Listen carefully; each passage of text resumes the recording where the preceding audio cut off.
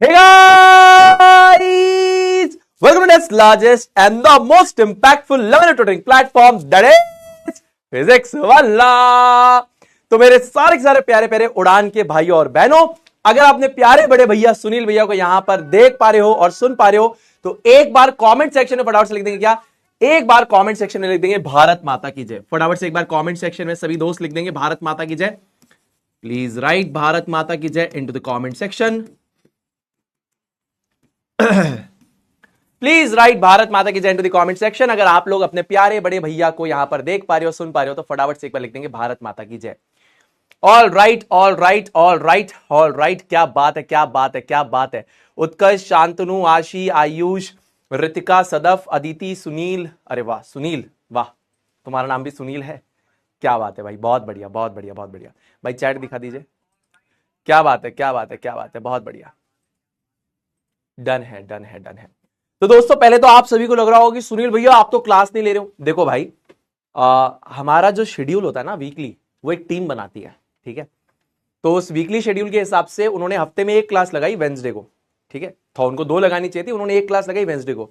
अब वेंसडे को गुरु नानक जयंती थी, इसकी वजह से क्लास नहीं हो पाई, तो ये क्लास मैंने एक्स्ट्रा लगवाई है ताकि आपका नुकसान ना हो सके, ठीक है। चलिए ऑल राइट, तो आपका नुकसान नहीं होने देंगे आपके प्यारे बड़े भैया सुनील भैया। सुनील भैया आपके साथ हैं। जो रिकॉर्डेड फॉर्मेट में देख रहे हैं वो भी आराम से देखेगा, जो लाइव देख रहे हैं वो भी आराम से क्लास को देखेगा। तो आज की क्लास में हम लोग सबसे पहले बात करेंगे हाइड्रोकार्बन्स के पार्ट नंबर 3 के ऊपर, साथ ही साथ common and IUPAC nomenclature. Common nomenclature क्या होता है, आईयूपीएसी नॉमेनक्लेचर क्या होता है, हाइड्रोकार्बन्स का पार्ट 3, ये सारी चीजें हम यहां पे खत्म करेंगे। ऑल राइट, तो मेरे दोस्तों अगर अभी तक आपने मेरे को मेरे ऑफिशियल टेलीग्राम चैनल पे ज्वाइन नहीं करा है तो फटाफट से ज्वाइन कर लीजिए। एंड आज हम लोग बात करेंगे सबसे पहले हाइड्रोकार्बन्स के पार्ट 3 के ऊपर, ठीक है। कुछ लास्ट क्लास में होमवर्क दिया था, याद है? हाँ, उसी चीज पे डिस्कशन करेंगे। फिर कॉमन और ट्रिवियल नॉमेनक्लेचर, फिर functional group and IUPAC nomenclature हम स्टार्ट करेंगे। इसका कुछ पार्ट हम आज करेंगे, कुछ पार्ट हम नेक्स्ट क्लास में करेंगे, ठीक है। गुड आफ्टरनून, गुड आफ्टरनून, जल्दी करवा देंगे, जल्दी करवा देंगे, टेंशन मत लो, ठीक है। All right all right all right all right all right all right all right all right, done है। अब आप सभी से मेरा एक छोटा सा सवाल है, रिडल वाला हमारी क्लास में होता है, आप सभी को पता है ना। तो एक छोटा सा सवाल है, does the bilotile look like cyclohexane. आपको क्या ये बिलोटाइल साइक्लोहेक्सेन जैसी दिख रही है क्या? जैसे मेरे को तो साइंस हर जगह दिखती है, क्या तुमको इसमें कुछ साइंस नजर आ रही है क्या दोस्तों? जल्दी से बताओ। ऑल राइट, जल्दी से, फटाफट से, जल्दी से जल्दी से जल्दी से जल्दी से।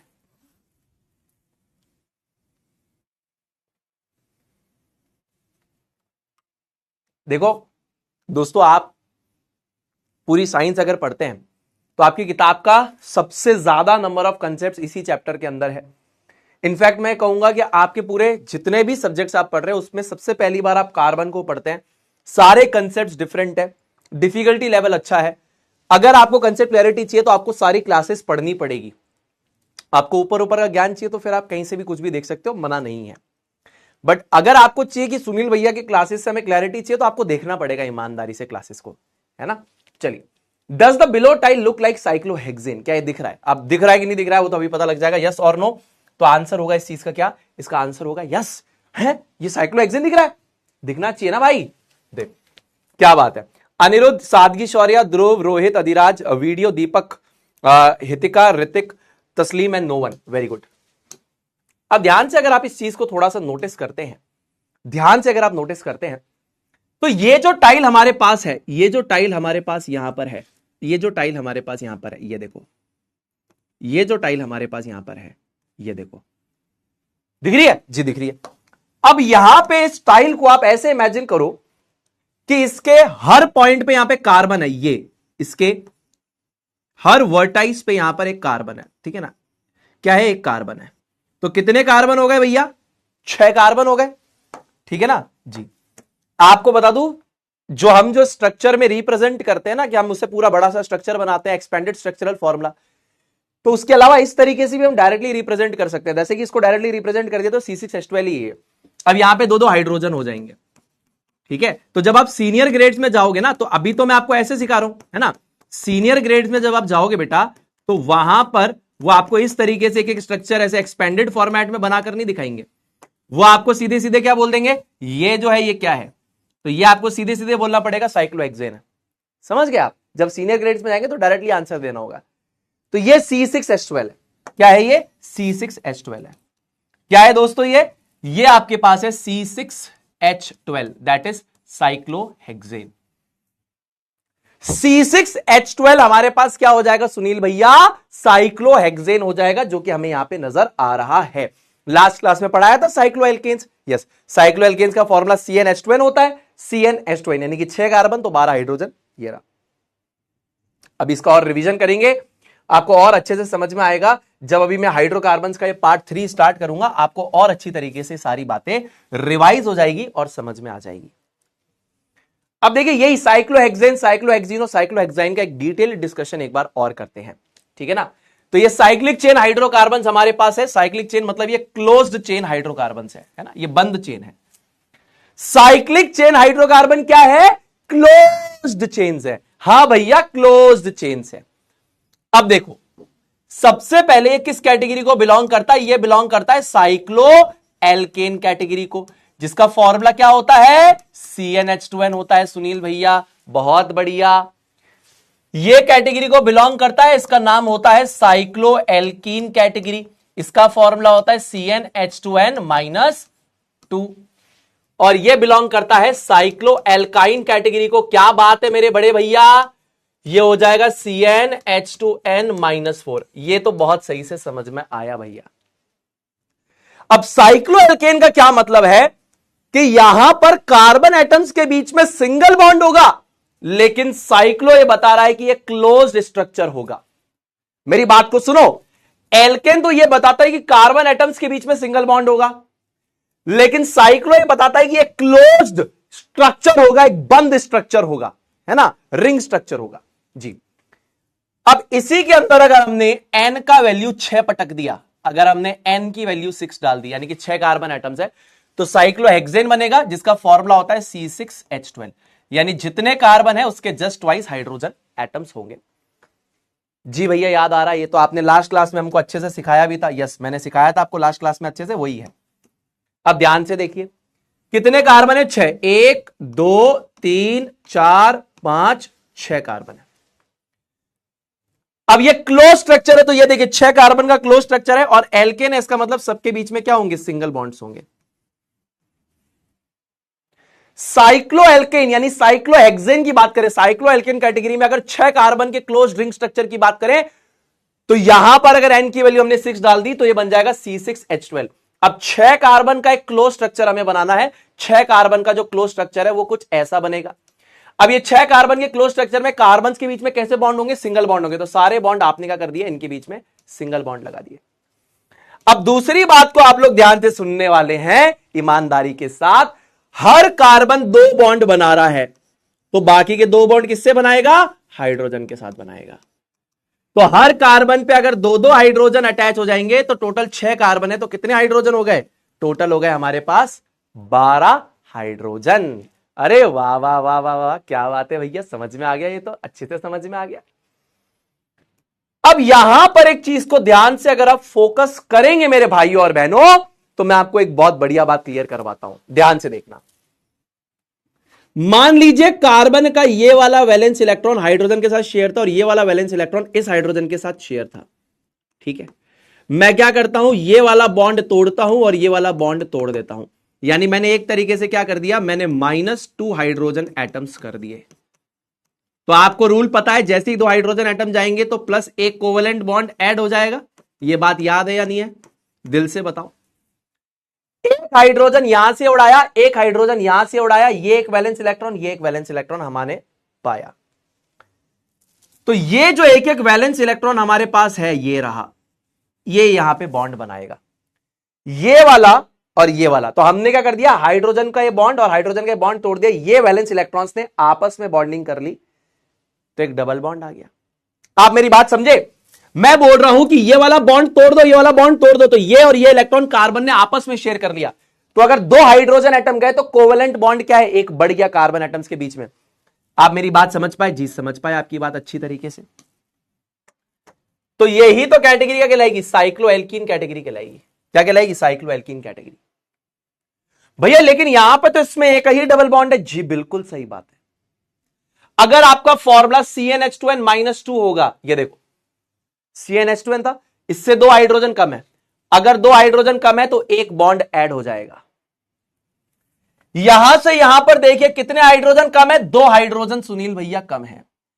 यहां से यहां पे देखो दो हाइड्रोजन हमारे कम हो गए। जब दो हाइड्रोजन कम हो गए तो क्या हो गया, एक बॉन्ड ऐड हो गया। तो इसीलिए इस कैटेगरी में अगर ये फॉर्मूला होगा तो याद रखना कि ये दोनों फॉर्मूले क्या इंट्रोड्यूस करते हैं, एक डबल बॉन्ड और एक ट्रिपल बॉन्ड के बारे में डिफाइन करते हैं। One double and one triple bond, one double and one triple bond in compound. समझ में आ गई बात? यानी अगर साइक्लोएल्कीन या साइक्लोएल्काइन की बात होगी दोस्तों, तो साइक्लोएल्कीन वाले जो कंपाउंड्स होंगे उनमें एक डबल बॉन्ड होगा। ये देखो, ये रहा एक डबल बॉन्ड, ये रहा एक डबल बॉन्ड, ये रहा एक डबल बॉन्ड, एक डबल बॉन्ड होगा। और साइक्लोएल्कीन वालों में एक ट्रिपल बॉन्ड होगा। क्या होगा, एक ट्रिपल बॉन्ड होगा, एक ट्रिपल बॉन्ड होगा, इनमें क्या होगा, एक डबल बॉन्ड होगा। आपको मेरी बात समझ में आ रही है? जी बिल्कुल समझ में आ रही है। इधर एक ट्रिपल बॉन्ड है और इधर एक डबल बॉन्ड है। अगर ये फॉर्मूला है तो यही होगा। क्या आपको मेरी बात समझ में आती है? जी बिल्कुल समझ में आती है भैया, बिल्कुल समझ में आती है। अब देखो साइक्लोएल्केन क्या है, साइक्लोएल्केन का मतलब है कि यहां पर साइक्लोएल्केन में CnH2n है, अगर n की वैल्यू 6 डाली तो साइक्लोहेक्सेन बना। इसका मतलब क्या है, 6 कार्बन का स्ट्रक्चर है और कार्बन एटम्स के बीच में सिंगल बॉन्ड है। कार्बन वैलेंसी सेटिस्फाई करने के लिए हाइड्रोजन को अटैच करेगा, हर कार्बन पे दो हाइड्रोजन है। यहां पर उसके बाद अगर साइक्लोहेक्सीन की मैं बात करता हूं तो साइक्लोहेक्सीन में मेरे पास क्या हो जाएगा, फॉर्मूला C6 और H कितना हो जाएगा, H हो जाएगा 10, यानी कि इससे दो कम। तो अगर 6 कार्बन है और 10 हाइड्रोजन है तो यहां पर दो कार्बन एटम ऐसे होंगे जिनके बीच में क्या होगा, एक डबल बॉन्ड होगा। यहां से जब ये दो हाइड्रोजन हटे तो एक बॉन्ड इंट्रोड्यूस हो गया, यानी एक डबल बॉन्ड आ गया। तो ये जो फॉर्मूला है ये बोलता है कि इस कंपाउंड में कितना डबल बॉन्ड होगा, एक डबल बॉन्ड होगा। सिमिलरली अब यहां पर अगर मैं एक चीज करता हूं कि ये मान लीजिए कार्बन ने इलेक्ट्रॉन इसके साथ शेयर किया हुआ है और ये मान लीजिए कार्बन ने इलेक्ट्रॉन इसके साथ शेयर किया हुआ है और मैं इस हाइड्रोजन को भी हटा देता हूं, तो मैं ये कहता हूं कि दो हाइड्रोजन एटम्स मैंने फर्दर हटाए। ध्यान से सुनना दोस्तों, तो एक कोवेलेंट बॉन्ड और इंट्रोड्यूस हो जाएगा। अरे वाह क्या बात कही यार सुनील भैया, मजा ही आ गया कि दो हाइड्रोजन एटम उड़े तो एक बॉन्ड और इंट्रोड्यूस हो जाएगा, यानी कि वो बॉन्ड ये रहा, ये रहा वो बॉन्ड, है ना, और ये रहा पहले वाला बॉन्ड। सही है कि नहीं है? तो एक ट्रिपल बॉन्ड हो गया।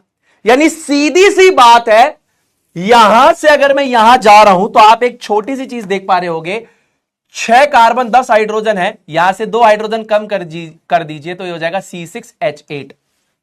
जैसे ही आप दो हाइड्रोजन कम करते हैं तो यहां पर एक बॉन्ड और ऐड हो जाता है कार्बन कार्बन के बीच में।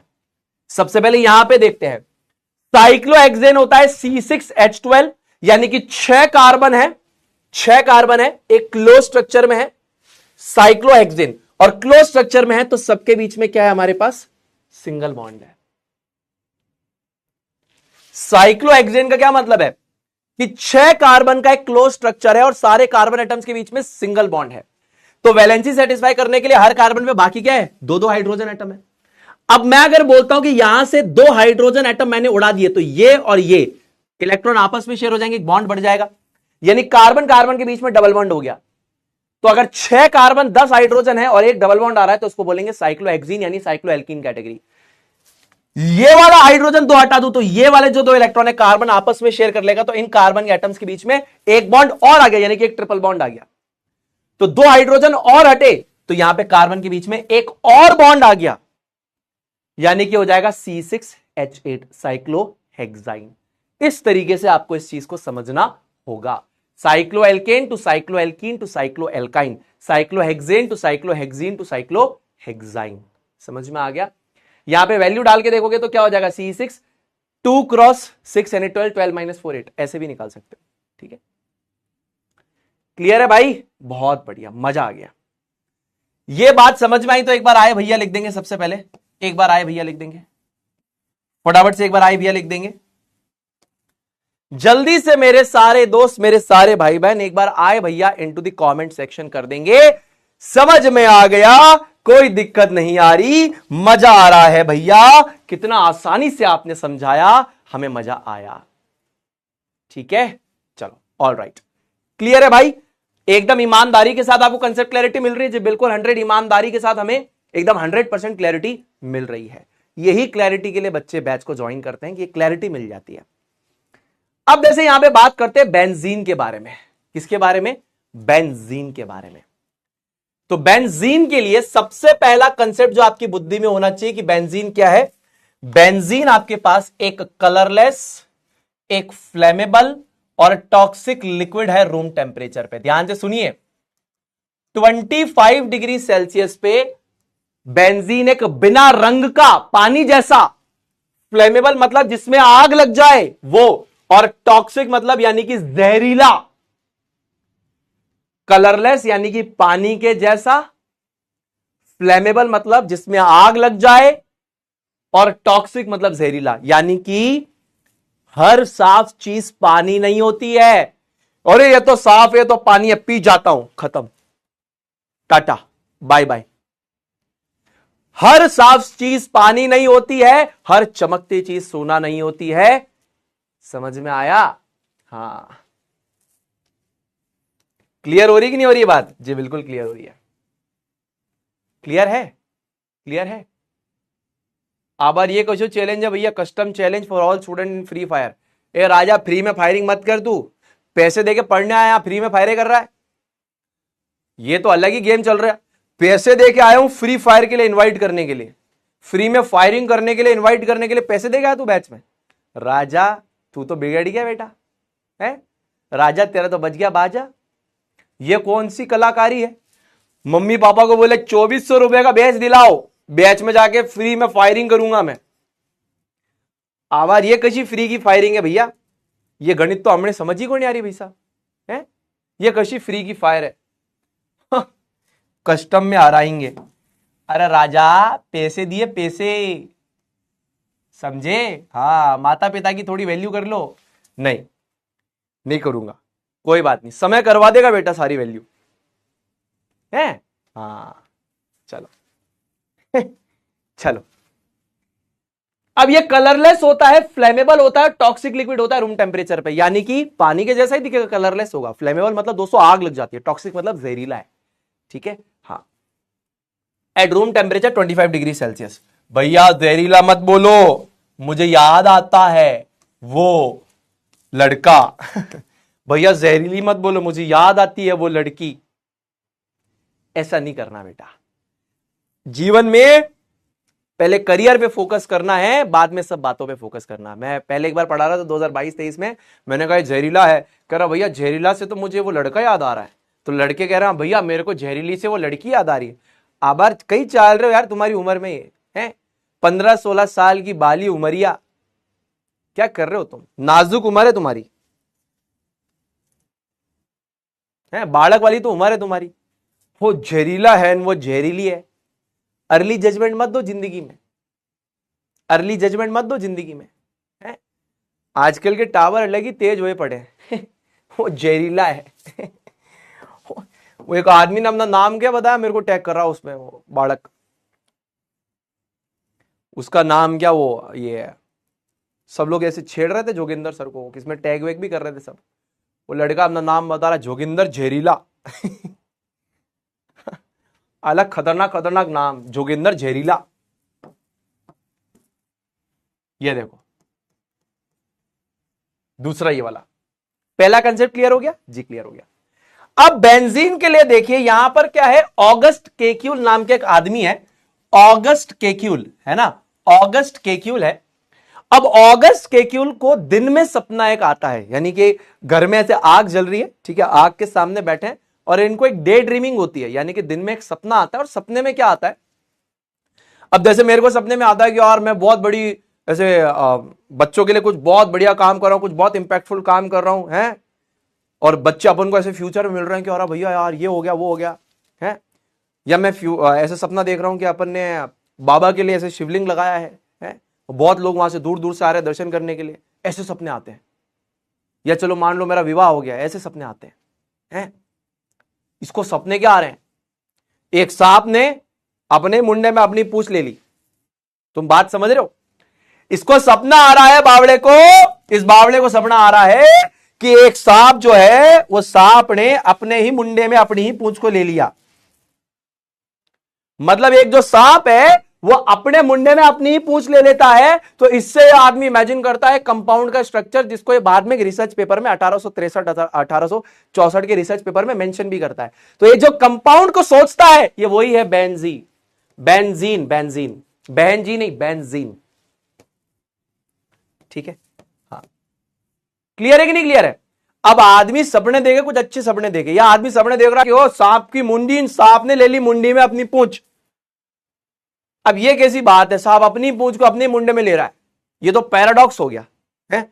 फिर वो पूंछ खाते खाते सांप खा गया, तो वो सांप गया कहां? This is a paradox. तो ठीक है कोई बात नहीं, पर ये समझो कि इसके दिमाग में एक सपना ये आता है, इसको दिन में एक सपना आता है कि भैया ये सांप की हेड और ये सांप की टेल, तो सांप अपने ही मुंडे में अपनी ही पूंछ को ले ले रहा है। ठीक, अच्छा अलग सपने देख रहे हैं लोग, कुछ अच्छे सपने देखा करो। August Kekule claim to have pictured the ring structure of benzene after day dreaming of a snake eating its own tail. ये देखो मैंने लिखा भी है कि ऑगस्ट केक्यूल साहब को डे ड्रीमिंग होती है कि एक सांप अपने ही मुंडे में अपनी पूंछ ले रहा है, तो उससे उन्होंने बेंजीन के स्ट्रक्चर को इमेजिन किया और बाद में रिसर्च पेपर में पब्लिश भी किया। ठीक है, तो ये जो हमारे पास स्ट्रक्चर है इसके बारे में थोड़ा सा समझते हैं। सबसे पहले बेंजीन का फॉर्मूला क्या होता है दोस्तों? 6 कार्बन होते हैं और 6 हाइड्रोजन होते हैं। और ये किस कैटेगरी को बिलोंग करता है? ये भी एक साइक्लिक कंपाउंड है, यानी कि क्लोज रिंग लाइक स्ट्रक्चर है इसका। सुनील भैया डबल बॉन्ड और ट्रिपल बॉन्ड है क्या? बिल्कुल है। तो ये साइक्लिक अनसैचुरेटेड हाइड्रोकार्बन है। कैसा? साइक्लिक अनसैचुरेटेड हाइड्रोकार्बन है। कामना करता हूं ये बेसिक बातें आपको क्लियर है भैया। क्या जैसे कि फॉर एग्जाम्पल ये क्या है? ये हमारे पास है साइक्लिक सैचुरेटेड हाइड्रोकार्बन होता है, मतलब समझे आप जी, यानी कि क्लोज कार्बन की रिंग है और वहां पर कार्बन एटम्स के बीच में सिंगल बॉन्ड्स है, जिसकी वजह से वहां पर उनकी वैलेंसी को सेटिस्फाई करने के लिए क्या है? हाइड्रोजन एटम जितने मैक्सिमम पॉसिबल अटैच हो सकते हैं अटैच्ड है। तो साइक्लिक सैचुरेटेड हाइड्रोकार्बन है। और ये हमारे पास जो कैटेगरी होती है वो क्या होती है? साइक्लिक अनसैचुरेटेड हाइड्रोकार्बन, है ना? इधर लिख देता हूं, cyclic unsaturated hydrocarbon. Unsaturated hydrocarbon का मतलब क्या होता है? जिनके अंदर डबल बॉन्ड और ट्रिपल बॉन्ड आ जाते हैं उनको हम लोग क्या कहते हैं? अनसैचुरेटेड हाइड्रोकार्बन कहते हैं। समझ में आया जी? ये और ये दोनों कैटेगरी। साइक्लिक अनसैचुरेटेड हाइड्रोकार्बन में क्या है कि आपकी क्लोज्ड कार्बन की रिंग के अंदर डबल बॉन्ड और ट्रिपल बॉन्ड होंगे। तो यानी कि सुनील भी आप ये कहना चाहते हैं कि ये साइक्लिक अनसैचुरेटेड हाइड्रोकार्बन है, तो यहां पर भी मल्टीपल बॉन्ड हो सकते हैं, डबल बॉन्ड और ट्रिपल बॉन्ड यहां पर कोई प्रेजेंट है। बिल्कुल सही बात है, यहां पर भी प्रेजेंट है। अब सबसे पहले आप आराम से इसके स्ट्रक्चर को समझिए। 6 कार्बन है, 1 2 3 4 5 6। आप क्या करो? हेक्सागन बना दिया करो। जैसे अगर मान लो कंफ्यूज हो रहे हो तो हेक्सागन बना देना और उसके जितने वर्टाइजेस है उस पर एक कार्बन लगा देना। मैं एक बार वैसे बना के दिखा रहा हूं, जैसे 1 carbon 2 carbon 3 carbon 4 carbon 5 carbon और 6 कार्बन। ये हेक्सागोनल स्ट्रक्चर ही बनेगा। अब पहले कार्बन एटम्स के बीच में क्या करिए? आप सिंगल सिंगल बॉन्ड बना दीजिए। सिंगल सिंगल बॉन्ड बना दिया, ठीक है। ऐसा इसके स्ट्रक्चर को एक और बार रिपीट करो। Carbon carbon carbon carbon carbon, सबके बीच में एक एक सिंगल बॉन्ड दे दो। दे दिया? हाँ भैया। 2 स्ट्रक्चर क्यों बनाए मैं बताऊंगा। अब सबके ऊपर एक एक हाइड्रोजन लगा दो। सबके ऊपर एक एक हाइड्रोजन लगा दो। 6 कार्बन है तो 6 हाइड्रोजन लगा दो। सबके ऊपर एक एक हाइड्रोजन लगा दो। सारे कार्बन के ऊपर एक एक हाइड्रोजन पहले लगा दो। लगा दिया? 6 कार्बन के ऊपर हर कार्बन पे एक एक हाइड्रोजन लगा दिया? जी बिल्कुल लगा दिया। भैया 6 कार्बन है 6 हाइड्रोजन है, 6 कार्बन है 6 हाइड्रोजन है, बिल्कुल सही बात है, कोई दिक्कत वाली बात नहीं है। अब देखो यहां पे कार्बन बोलता है 1 2 3, मेरे तो 3 ही बॉन्ड बने, तो हमने कहा भाई ये काम करो आप एक डबल बॉन्ड लगा लो, 4 बॉन्ड हो जाएंगे। तो 1 2 3 4 बॉन्ड हो गए। ये कार्बन कहता है मेरे 1 2 3 4, मेरे भी 4 बॉन्ड हो गए। तो अब जबरदस्ती यहां डबल बॉन्ड मत लगा देना। क्यों? ये कार्बन बोलेगा मेरे 1 2 3 4 5 बॉन्ड हो जाएगा, इसलिए यहां डबल बॉन्ड मत लगाना। ये छोड़ के इधर एक डबल बॉन्ड लगाओ। अब देखो ये कार्बन बोलेगा क्या, ये कार्बन क्या बोलेगा, ध्यान से सुनना। ये कार्बन बोलेगा 1 2 3 4, मेरे भी 4 बॉन्ड हो गए। समझ में आ रही बात? जी समझ में आ रही है। अब ये कार्बन बोलेगा भैया देखो 1 2 3 4, मेरे भी 4 बॉन्ड हो गए। क्या बात है, मजा आ रहा है यार। इधर मत लगा देना, क्योंकि फिर इस कार्बन के 1 2 3 4 5 हो जाएंगे, तो यहां छोड़ के यहां लगा देना। अब देखो इस कार्बन के 1 2 3 4 बॉन्ड, इस कार्बन के 1 2 3 4 बॉन्ड, सारे कार्बन की वैलेंसी क्या हो गई, सेटिस्फाई हो गई। तो बच्चा सवाल करता है भैया ये और ये ऐसे ही क्यों लगाए? ऐसे भी तो लगा सकते थे, आपकी इधर लगाया, फिर एक छोड़ के इधर लगाया, फिर एक छोड़ के इधर लगाया। तो मैं बच्चों को कहता हूं भैया दोनों सही है, ये भी सही है, ये भी सही है, बोथ आर राइट। ऐसे बनाओ कि ऐसे बनाओ, एक ही बात है। ये दोनों के दोनों कहलाते केक्यूल स्ट्रक्चर। ये केक्यूले नहीं है, केक्यूल है, ठीक है ना। एक व्यक्ति ने मुझे कहा कि सर ये केक्यूले है। अब मैं भी कंफ्यूजन में आ गया। मैंने कहा यार भैया यार ये क्या कह रहे हैं? तो ऐसा हो सकता है कि वो व्यक्ति ज्यादा सही हो, ठीक है। तो एक बार आप खुद गूगल भी कर लीजिएगा इस चीज के बारे में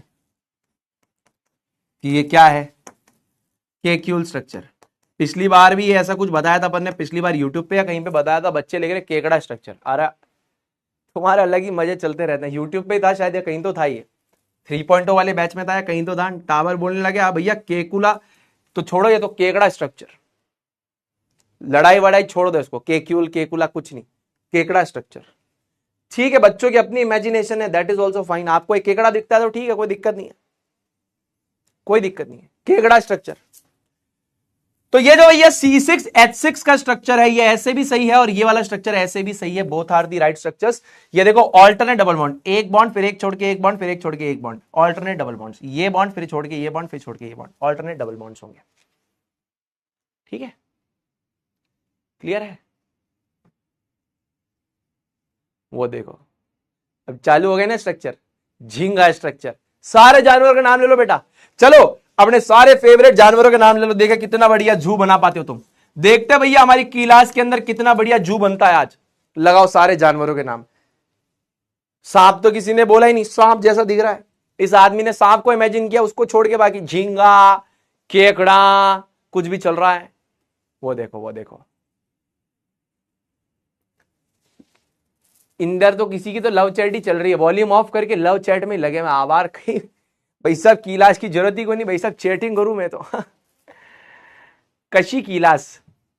वो देखो, ये देखो डॉगीडा स्ट्रक्चर, डॉगीडा स्ट्रक्चर, डॉग जैसा दिख रहा है वो तो पाकिस्तान का नक्शा नहीं दिखता क्या, डॉग जैसा चलो कोई बात नहीं क्या बात है। अरे यार ये रेसिज्म करने वाले कौन आ गए रे यार, ये कलवा स्ट्रक्चर कौन कह रहा है? ये गलत बात है भाई, मैंने जानवरों का नाम लिखने के लिए कहा था। ये कलवा वलवा क्या होता है? अच्छा वो घर के बाहर जो डॉगी उसका नाम बता रहे हो तुम, है कलवा? हाँ हमारे घर के बाहर भी डॉगी था, उसका नाम हमने काड़ू रखा था, काड़ू। और जो फीमेल डॉग थी ना जो काली थी, उसका नाम था कल्ली। हाँ हम भी ऐसे नाम रखते थे। जो मेल लड़का था ना डॉगी, वो काला था, उसका नाम था काड़ू। और जो फीमेल थी वो काली थी, उसका नाम था कल्ली। ओ भैया खतरनाक खतरनाक नाम रखते थे हम भी, खूब मजा आता था आ जाओ आ जाओ, अब इधर फोकस करते हैं, अब इधर फोकस करते हैं। What is the difference between benzene, cyclohexane and cyclohexyne? Benzene, cyclohexane और साइक्लोहेक्सीन में क्या डिफरेंस है? अब इसके लिए मैं आपको एक बढ़िया सी कहानी सुनाता हूं। एक बार क्या होता है कि सुनील भैया एक सुंदर कन्या के साथ गार्डन में जाते हैं, ऐसे गार्डन में जाते हैं, और सुनील भैया पहली बार उस सुंदर कन्या के साथ गार्डन में जा रहे हैं। मतलब सुनील भैया वो क्या है कि पहली वो फर्स्ट टाइम, फर्स्ट मीटिंग, ठीक है ना, पहली डेट पे जा रहे हैं सुनील भैया। तो सुनील भैया ने बोला चलो गार्डन में वॉक करते हैं, ठीक है, ताजी हवा लेते हैं और वॉक करते हैं। तो हमने ऐसे सुंदर कन्या के साथ ऐसे वॉक कर रहे हैं। तो जैसे ही घास के बाद ऐसा ये पाथवे आते हैं ना, ऐसे जैसे उस पर चढ़े, मैंने कहा ओ बेंजीन, मैंने क्या बोला, मैंने कहा ओ बेंजीन। आबार सुंदर कन्या कहीं बोले, आपने मुझे बहन जी कहा। तुम सुंदर कन्या की बात सुनो, क्या बोल रही सुंदर कन्या। मैंने क्या कहा, इसको देख कर मैंने क्या बोला, ओ बेंजीन। उनको सुनाई दिया आपने मुझे बहन जी कहा। अब बहन जी और बेंजीन में रात दिन का अंतर है। तो मैं एक चीज पूछना भूल गया था उनसे कि वो साइंस बैकग्राउंड से कि कॉमर्स बैकग्राउंड से है। तो मैंने उनसे पूछा कि सुंदर कन्या आप कौन से बैकग्राउंड से, साइंस की कॉमर्स। तो सुंदर कन्या ने कहा कि मैं कॉमर्स से हूं। मैंने कहा फिर हमारा कुछ नहीं हो सकता, सॉरी बाय। अगर आपको टाइल के अंदर बेंजीन नहीं दिख रही, हम साथ में नहीं रह सकते। अगर आपको टाइल में बेंजीन दिख रही है तभी हम साथ रह सकते हैं, वरना जो आपने सुना वो बिल्कुल सही है। बहन जी, राखी बांधिए और घर जाइए। आबार समझ में आ रही को नहीं आ रही बात। अगर मैडम जी टाइल में तुमको बेंजीन नजर आती है तो आप हमारे साथ हैं, नहीं तो आपने जो सुना बहन जी बिल्कुल सही सुना, मेरे को राखी बांधो और घर जाओ। आबार चावई को नहीं, आबार चावई को नहीं भाई साहब, राखी बांध दो घर जाओ, कोई बात नहीं। इसमें बेंजीन दिखनी चाहिए सबको। ये बेंजीन, साइक्लोहेक्सेन, साइक्लोहेक्सीन अगर नहीं दिख रही है तो दिक्कत है भैया। आबार नहीं दिख रही जो मैं दिखाऊं, कहीं मैं दिखाऊं, ये देखो, देखो मैं दिखाऊं, ये देखो। सबसे पहला ये तो साइक्लोहेक्सेन तो याद हो गया होगा सबको कि भैया एक कार्बन इधर लगाएंगे, एक कार्बन इधर लगाएंगे, एक कार्बन इधर लगाएंगे, एक कार्बन इधर लगाएंगे, एक कार्बन इधर लगाएंगे, एक कार्बन इधर लगाएंगे। ये देखो बॉन्ड भी बना देंगे एक एक। तो साइक्लोहेक्सेन क्या होता है भैया, साइक्लोहेक्सेन क्या होता है भैया, 6 कार्बन और हाइड्रोजन क्या हो जाएंगे, जस्ट ट्वाइस। 6 कार्बन होंगे और हाइड्रोजन जस्ट ट्वाइस होंगे। साइक्लोहेक्सेन में क्या होगा कि 6 कार्बन का एक क्लोज्ड रिंग लाइक स्ट्रक्चर होगा और कार्बन एटम्स के बीच में क्या होंगे, सिंगल बॉन्ड्स होंगे। इसे ही तो साइक्लोहेक्सेन कहते हैं, बिल्कुल कहते हैं।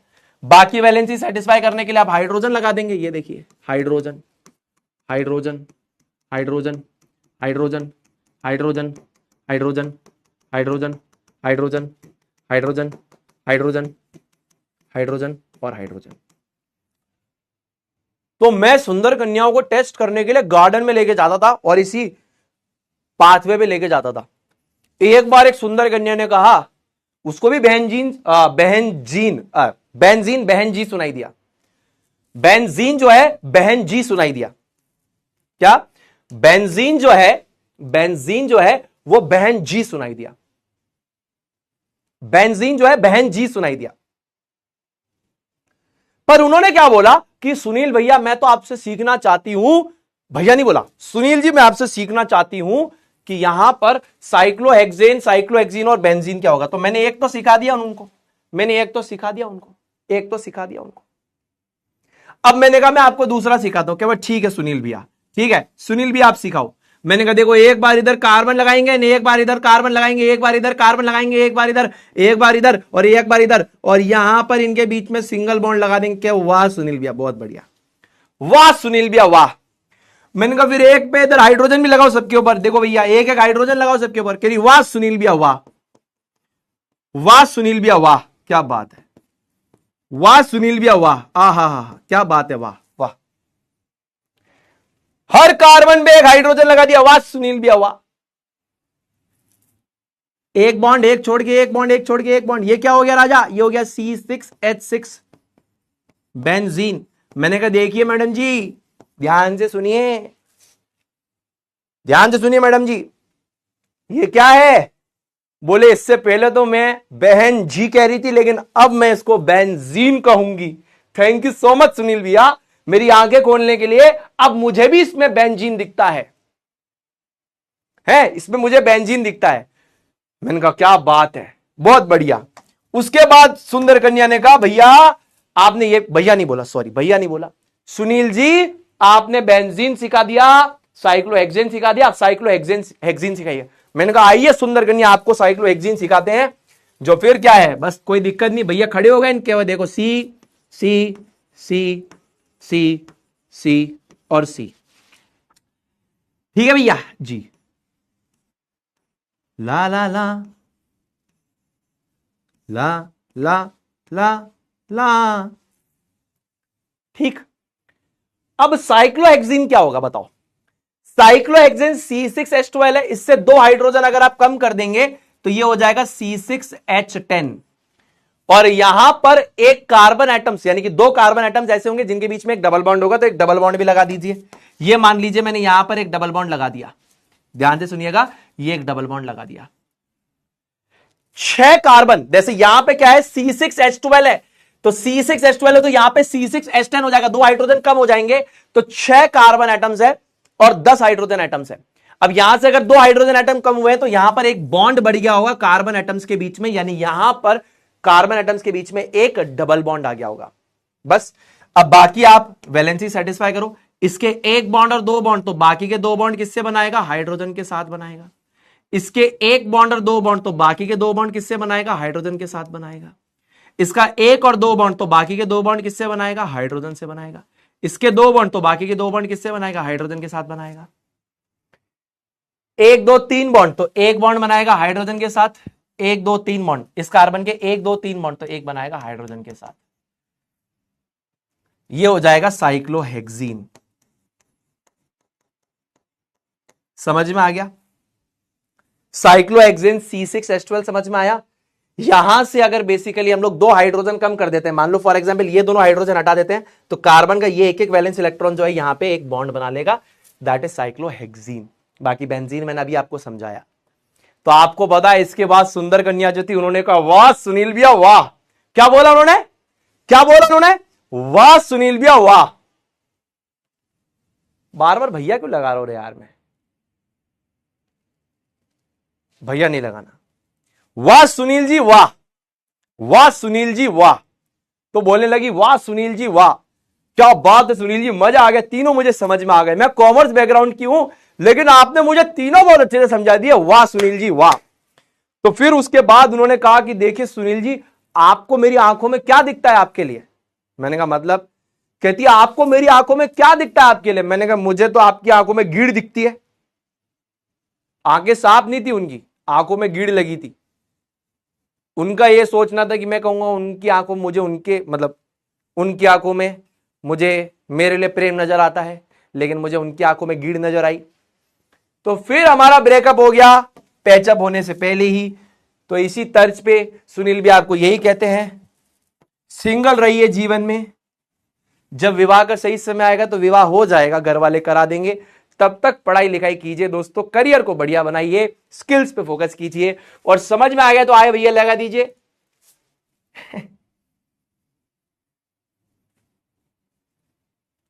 ठीक है,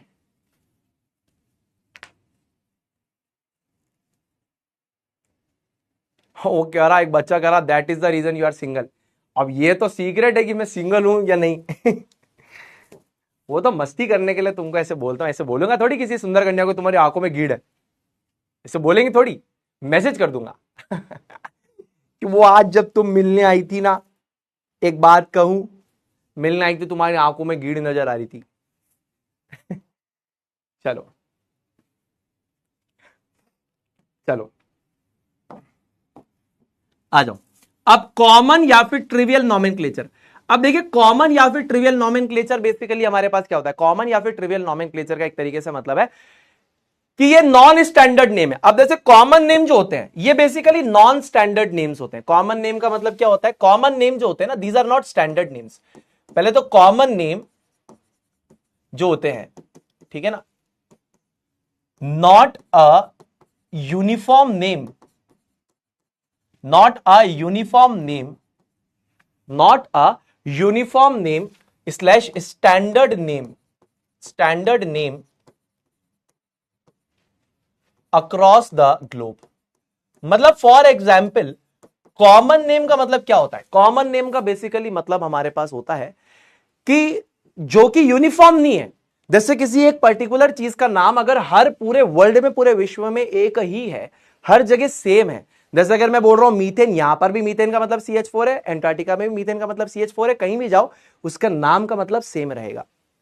पर बेसिकली कॉमन नेम के साथ दिक्कत यह है कि हर जगह जगह पे इसके नाम अलग हो जाएंगे। जैसे for example caustic soda, NaOH को हम लोग कास्टिक सोडा कहते हैं, कुछ लोग कुछ और कहते होंगे किसी और रीजन में, किसी और रीजन में कुछ और कहते होंगे, है ना। गुजरात में गुजराती लोग कुछ और कहते होंगे, तमिलनाडु में मद्रासी लोग कुछ और नाम से जानते होंगे। तो उसके कॉमन नेम जो है, यानी कि आम जनता जिस नाम से जानती है, वो हर जगह पे अलग होगा, हर जगह पे क्या होगा, अलग होगा। रीजन जैसे चेंज होता जाएगा, उस पर्टिकुलर केमिकल का नाम, यानी कि जो कॉमन नेम है, आम जनता वाला नाम है, वो हर जगह जगह पे अलग होता जाएगा। तो that is a problem with the common name. अब कॉमन नेम के साथ तो ये प्रॉब्लम है, तो हमें तो क्या चाहिए, स्टैंडर्ड नाम चाहिए। तो इसीलिए हम IUPAC नॉमेनक्लेचर की बात करेंगे, ठीक है। अब जैसे इसका एक छोटा एग्जाम्पल मैं आपको देता हूं, छोटा एग्जाम्पल देता हूं कि ये नॉन यूनिफॉर्म नेम्स है, ये कोई स्टैंडर्ड नेम नहीं है, हर चीज का नाम अलग अलग जगह पे अलग अलग रखा जा रहा है। That is the meaning of common name. अब जैसे मैं अपनी बात करता हूं, आपको मैं एक छोटा सा एग्जाम्पल देता हूं। जैसे मान लीजिए मेरा नाम सुनील है ना। अब आप समझिए कि मेरे को घर वाले किस नाम से बुलाते हैं। जैसे घर वाले, तो घर वाले किस नाम से बुलाते हैं, घर वाले बुलाते हैं सन्नी के नाम से, ठीक है। अब पड़ोसी कैसे बुलाते हैं, पड़ोस में जो आंटियां रहती है वो मेरे को क्या बुलाते हैं, सन्नीड़ा, सन्नीड़ा, है ना। जो दोस्त है वो क्या बुलाते, वो बुलाते क्या है, वो क्या बुलाते, वो बुलाते सन्नाटा, क्या बुलाते हैं, सन्नाटा। तो घर वाले बुलाते हैं सन्नी, पड़ोसी बुलाते हैं सन्नीड़ा, दोस्त बुलाते हैं सन्नाटा। कॉलेज में गया तो कॉलेज वाले दोस्त, कॉलेज में, अब वो सारे नाम तुमको नहीं बता सकता, एक ही नाम बताऊंगा, गूगल बाबा, गूगल बाबा। बाकी जो नाम थे वो अभद्र भाषा में लिए गए थे, वो दोस्त अभद्र भाषा का प्रयोग कर ही देते, कोई बात नहीं, वो दोस्त है तो अभद्र भाषा बोल ही देते हैं, कोई बात नहीं, है ना। दोस्त हैं तो वो नाम रख देते थे उल्टे पुल्टे एक दूसरे के, तुम समझ गए होगे, है ना। हाँ कोई बात नहीं। अब स्कूल में आओ, स्कूल में तो स्कूल में अलग नाम था, स्कूल में साइंटिस्ट भैया, है ना, कोई साइंटिस्ट भाई कहता था, कोई साइंटिस्ट भैया कहता था, है कुछ भी अलग अलग नाम बुलाते थे। कोई छिज्जू कहता था, छिज्जू, छिज्जू भैया, है ना, है कुछ भी नाम होते थे। तो ठीक है, अब देख घर वाले बुला रहे सन्नी, पड़ोसी बना रहे सन्नीड़ा, दोस्त बुला रहे सन्नाटा, कॉलेज में गूगल बाबा, और बाकी जो नाम बता नहीं सकते, स्कूल में साइंटिस्ट भैया, छिज्जू भैया, आबार अतरा नाम के भाई सब कई बताऊं मैं। तो जगह चेंज नाम चेंज, जगह चेंज नाम चेंज। अब बेसिकली क्या होता है, ध्यान से देखो। लेकिन अगर मैं बात करूं एक तरीके से सुनील नाम की, तो ये मेरा क्या हो गया, स्टैंडर्ड नेम हो गया, ये हमेशा से फिक्स रहा। दुनिया किसी भी नाम से बुलाए, मेरे हर डॉक्यूमेंट में, चाहे ड्राइविंग लाइसेंस हो, चाहे आधार हो, चाहे मेरी मार्कशीट हो, चाहे जेई का एग्जाम दिया हो, चाहे जेई एडवांस दिया हो, सब जगह क्या लिखा था, सुनील नाम लिखा था, ठीक, स्टैंडर्ड नेम। यानी एक तरीके से अगर मैं कंपाउंड्स के केस में बात करूं तो ये स्टैंडर्ड नेम IUPAC देता है। IUPAC gives standard names two compounds. यानी कि आपको एक बात समझनी पड़ेगी, जैसे कि फॉर एग्जाम्पल कंपाउंड्स का कॉमन नेम जगह जगह के साथ चेंज होता है, जैसे हमारा नाम भी जगह जगह के साथ चेंज होता है, लेकिन हमारा जो डॉक्यूमेंट्स में नाम है वो हमेशा स्टैंडर्ड नेम रहता है, यानी कि वो हमेशा फिक्स रहेगा। ऐसे ही कंपाउंड्स का जो स्टैंडर्ड नेम है that is being given by IUPAC, ठीक है। वाह, साहेब अहमद, चलो साहेब अहमद थोड़ा सा मजे लेने की कोशिश कर रहे, साहेब अहमद को 2 मिनट ब्लॉक करवाते हैं, थोड़े क्या है ज्यादा भारी लोग हो गए। साहेब अहमद ब्लॉक मारो, इसको ब्लॉक कीजिए मैडम।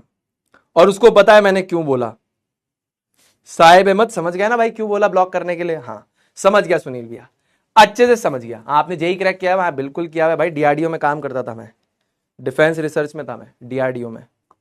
अरे मेरी कहानी अभी तक तुमको बताई नहीं गई ना, इसलिए, बाकी सबकी कहानी तुमको पता है, सुनील भैया की कहानी नहीं पता अभी तुमको, कोई बात नहीं, कभी बताएंगे तुमको, आ जाओ, ठीक, डन है। तो कॉमन नेम क्या है, कोई यूनिफॉर्म, या आप ये बोल सकते हैं this is not a uniform name या फिर standard name across the globe.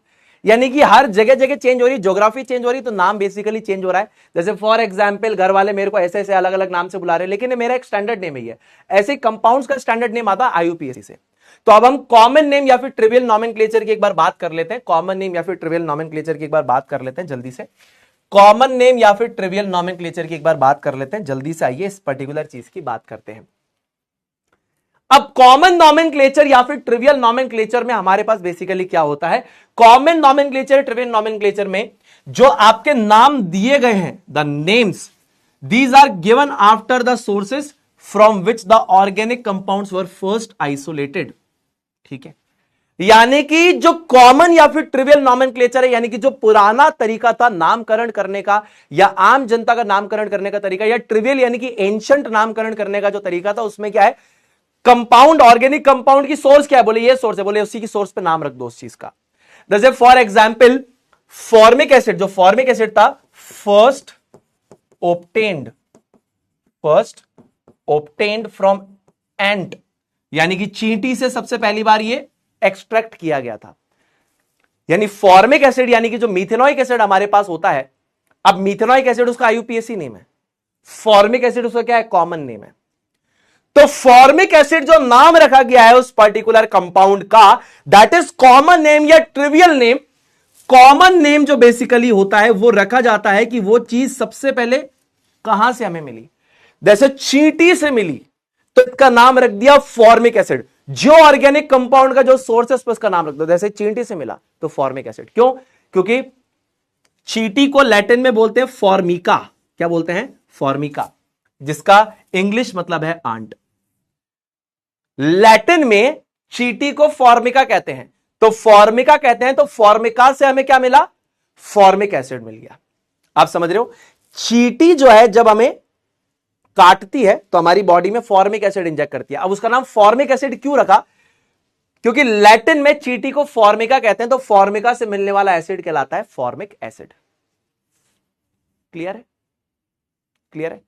अब एक आंट ये वाली भी होती है, ये वाली भी आंट होती है, ये आंटी जी वाली होती है, ये रेड एंट, ये चींटी वाली एंट है ना जी।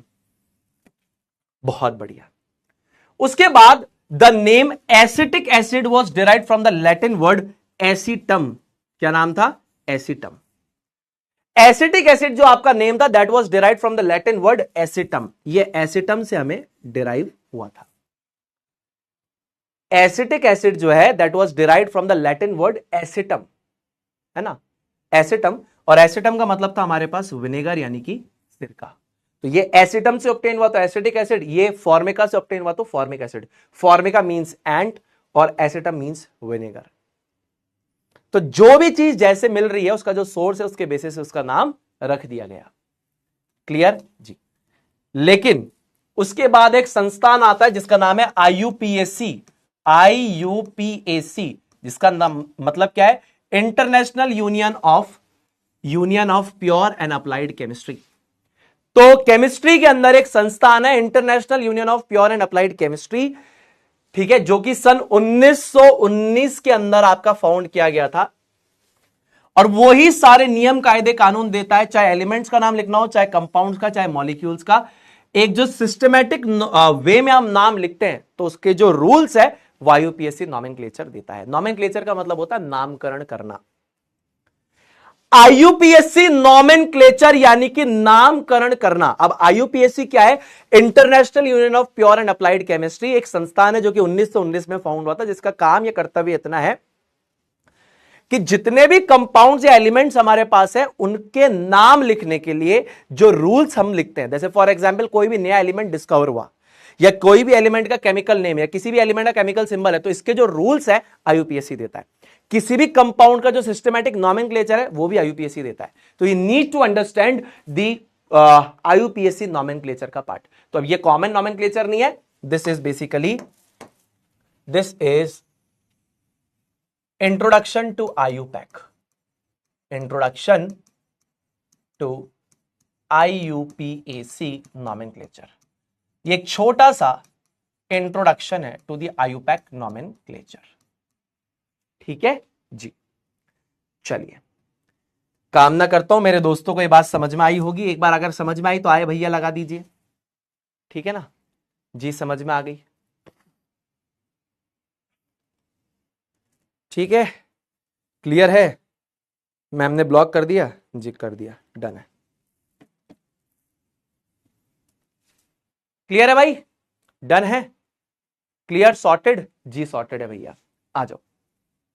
अब यहां पर हम लोग स्टार्ट करेंगे functional group and IUPAC nomenclature, यानी कि फंक्शनल ग्रुप के बारे में और आईयूपीएसी नॉमेनक्लेचर के बारे में हम लोग समझेंगे।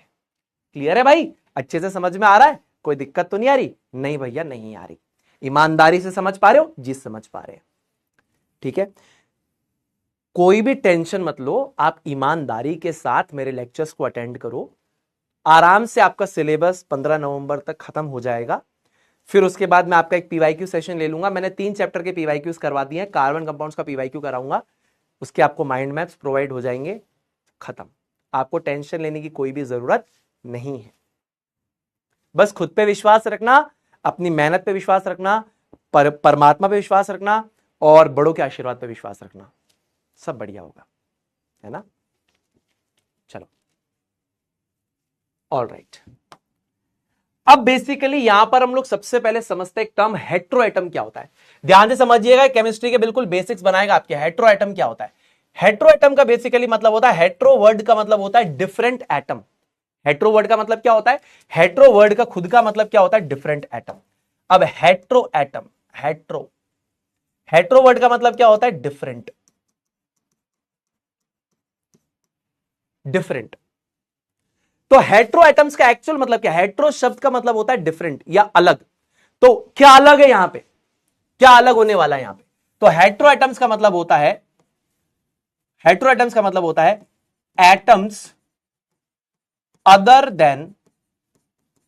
Then carbon and hydrogen in a hydrocarbon. यानी कि एटम की हम बात करें, कोई भी एटम हो सकता है, atom other than carbon and hydrogen in an hydrocarbon. जैसे फॉर एग्जांपल हाइड्रोकार्बन में अभी तक आपने क्या पढ़ा? आपने अभी तक हाइड्रोकार्बन में पढ़ा कि उसमें कार्बन और हाइड्रोजन है हमारे पास, कार्बन हाइड्रोजन है, कार्बन हाइड्रोजन है, कार्बन हाइड्रोजन है, कार्बन हाइड्रोजन है। टिल डेट आपने क्या पढ़ा है? कार्बन और हाइड्रोजन है हाइड्रोकार्बन के अंदर, यही पढ़ा आपने जी। आपने यह पढ़ा है कि हाइड्रोकार्बन में टिल डेट कार्बन और हाइड्रोजन है, लेकिन अगर हाइड्रोकार्बन में कोई भी एटम आ जाता है अदर देन कार्बन और हाइड्रोजन, अदर देन कार्बन और हाइड्रोजन कोई भी एटम आ जाता है तो उसे हेट्रो एटम कहते हैं। अब ये जो हेट्रो एटम्स है, ये जो हेट्रो एटम्स है, ये जो एटम्स है, एक एटम फॉर एग्जाम्पल, ठीक है ना, ये बनाते हैं आपके फंक्शनल ग्रुप को, ठीक है ना। ये क्या बनाते हैं? ये बनाते हैं मेक्स फंक्शनल ग्रुप। यानी जो भी एटम अदर देन कार्बन और हाइड्रोजन आपके हाइड्रोकार्बन में है, जैसे for example oxygen, for example chlorine, for example fluorine, for example bromine, तो ये बेसिकली क्या बनाते हैं? फंक्शनल ग्रुप क्रिएट करते हैं। They are the ones that creates a functional group. They are the, आप कह सकते हैं कि ये फंक्शनल ग्रुप क्रिएट करते हैं। तो फंक्शनल ग्रुप एक्चुअल में क्या होता है? ये कोई एक एटम भी हो सकता है या बेसिकली आपका ग्रुप ऑफ एटम्स भी हो सकता है। एटम और group of atoms that provide function. Function का मतलब क्या है? कि फिजिकल एंड केमिकल, ठीक है ना।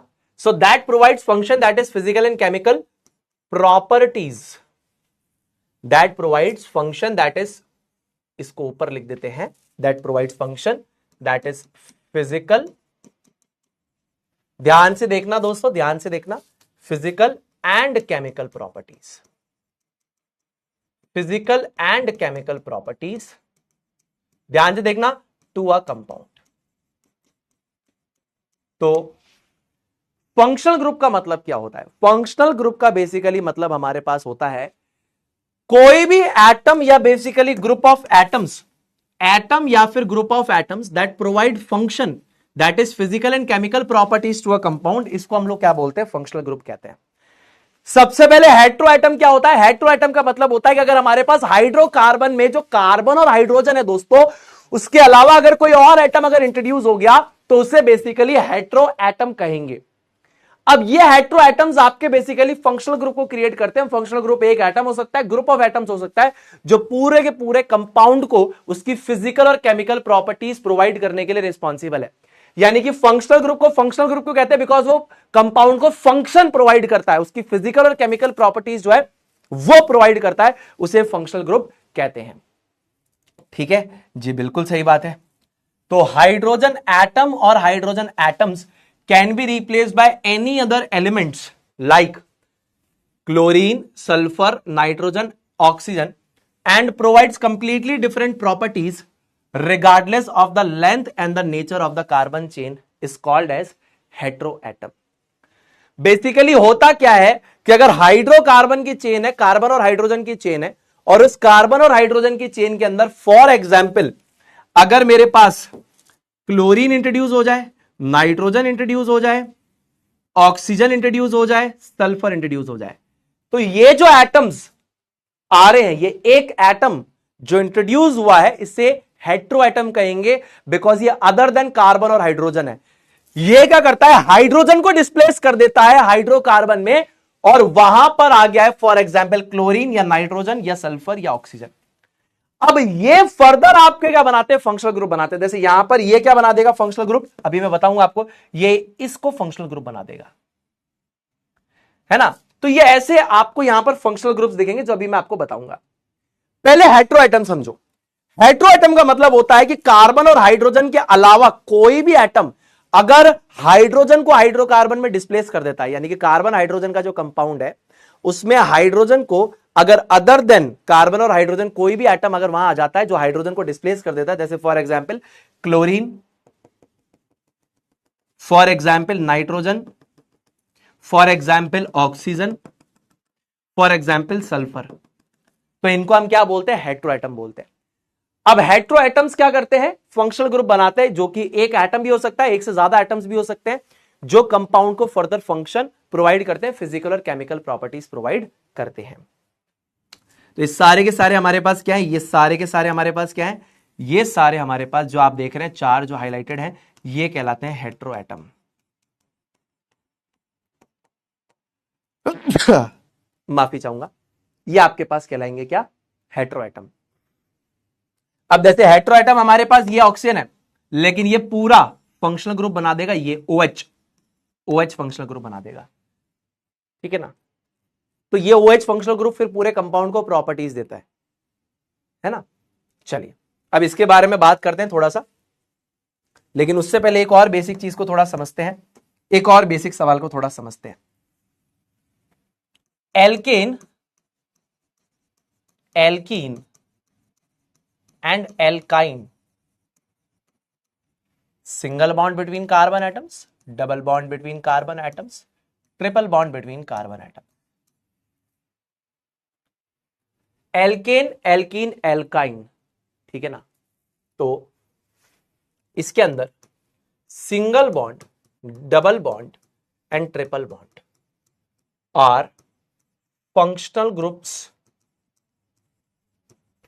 Group or not. तो यहां पे इस सवाल का आंसर करना ए और बी, यस और नो। ध्यान से सुनना और सोचना, क्योंकि अगर मैंने पूछा है तो कुछ सोच समझ के पूछा होगा।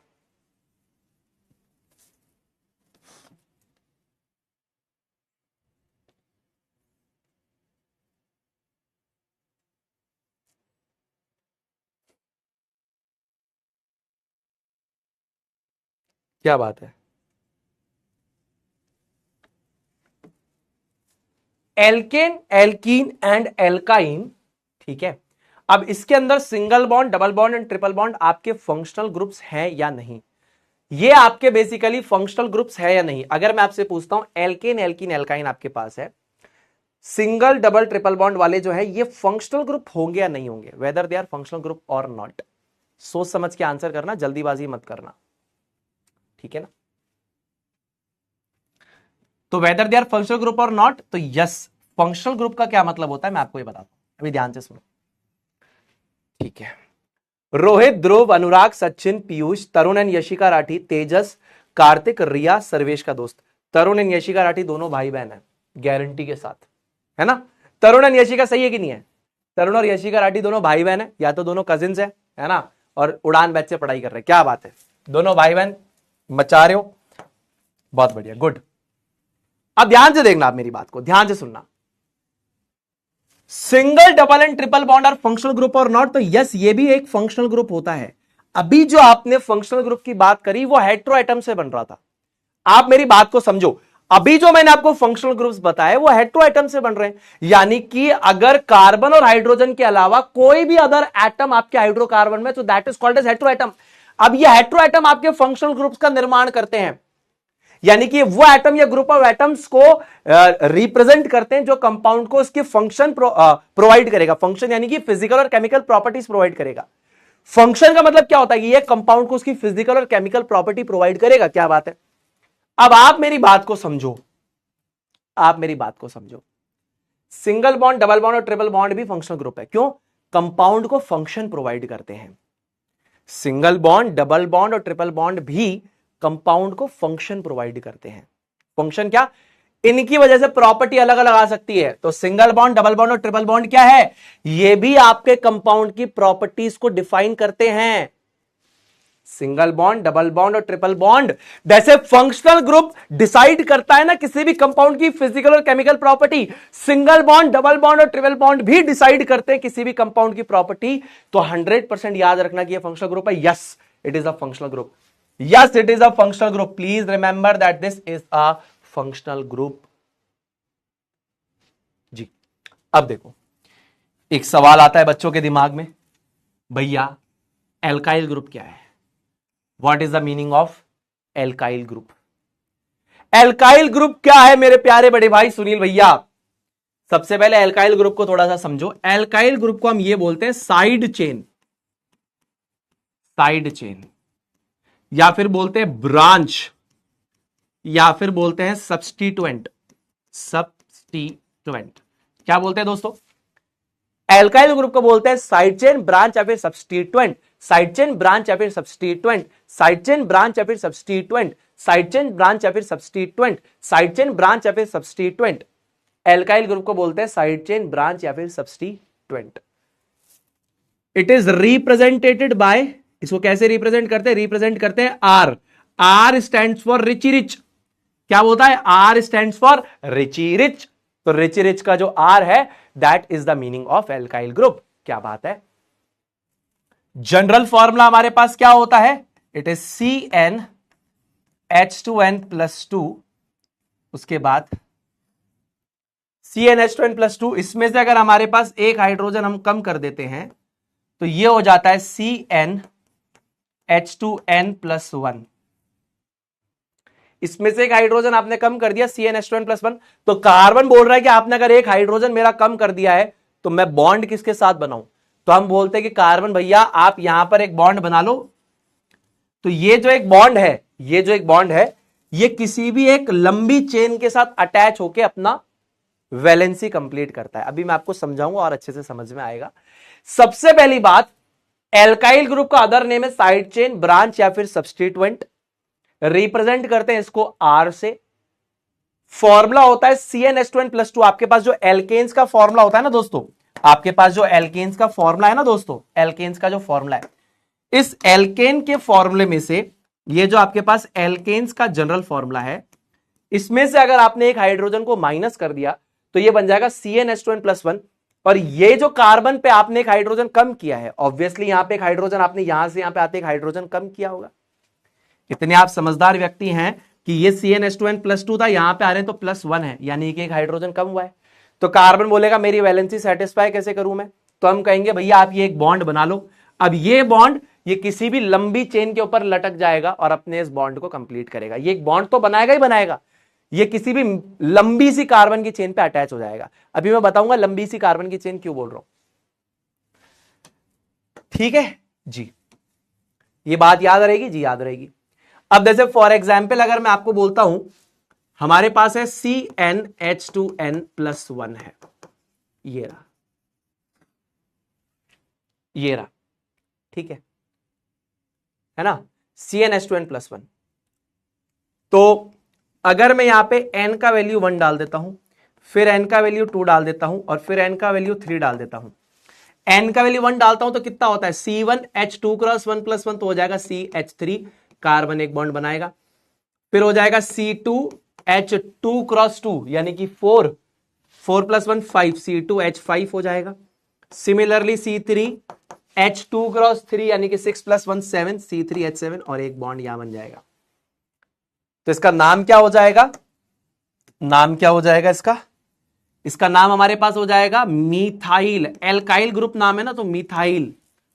इसका नाम हमारे पास हो जाएगा इथाइल, इसका नाम हमारे पास हो जाएगा प्रोपाइल। क्या नाम हो जाएगा, प्रोपाइल। मिथाइल, इथाइल, प्रोपाइल, ये नाम हो जाएंगे इनके। क्या नाम हो जाएंगे, मिथाइल, इथाइल और प्रोपाइल, ठीक है, मिथाइल, इथाइल और प्रोपाइल, मिथाइल, इथाइल, प्रोपाइल, ये नाम हो जाएंगे,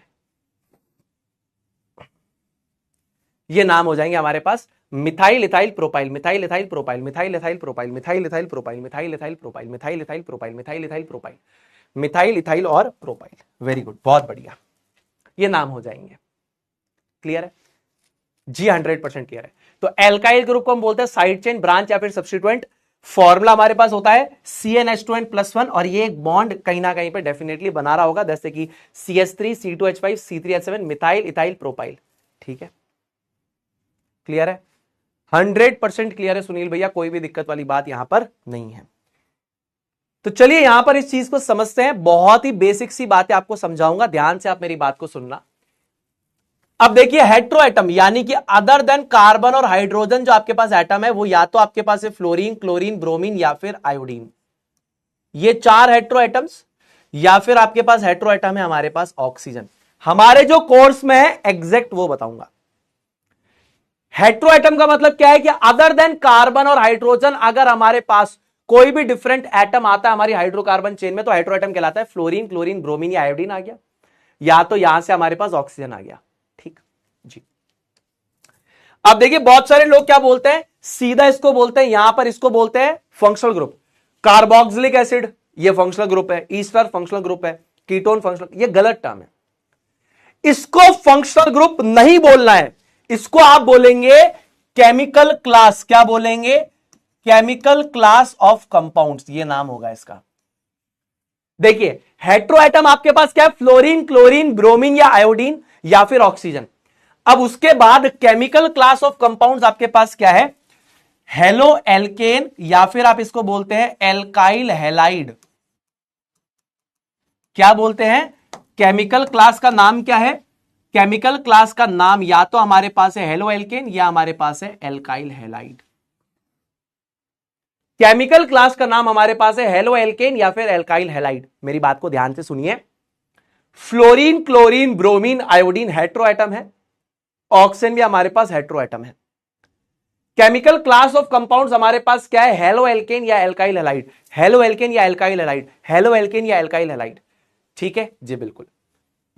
अब अगर हमारे पास एक ऑक्सीजन एटम है as hetero atom, 1 oxygen atom as hetero atom अगर हमारे पास है, तो 3 कैटेगरीज बनती है हमारे पास, ये रही 3 कैटेगरीज बनती है,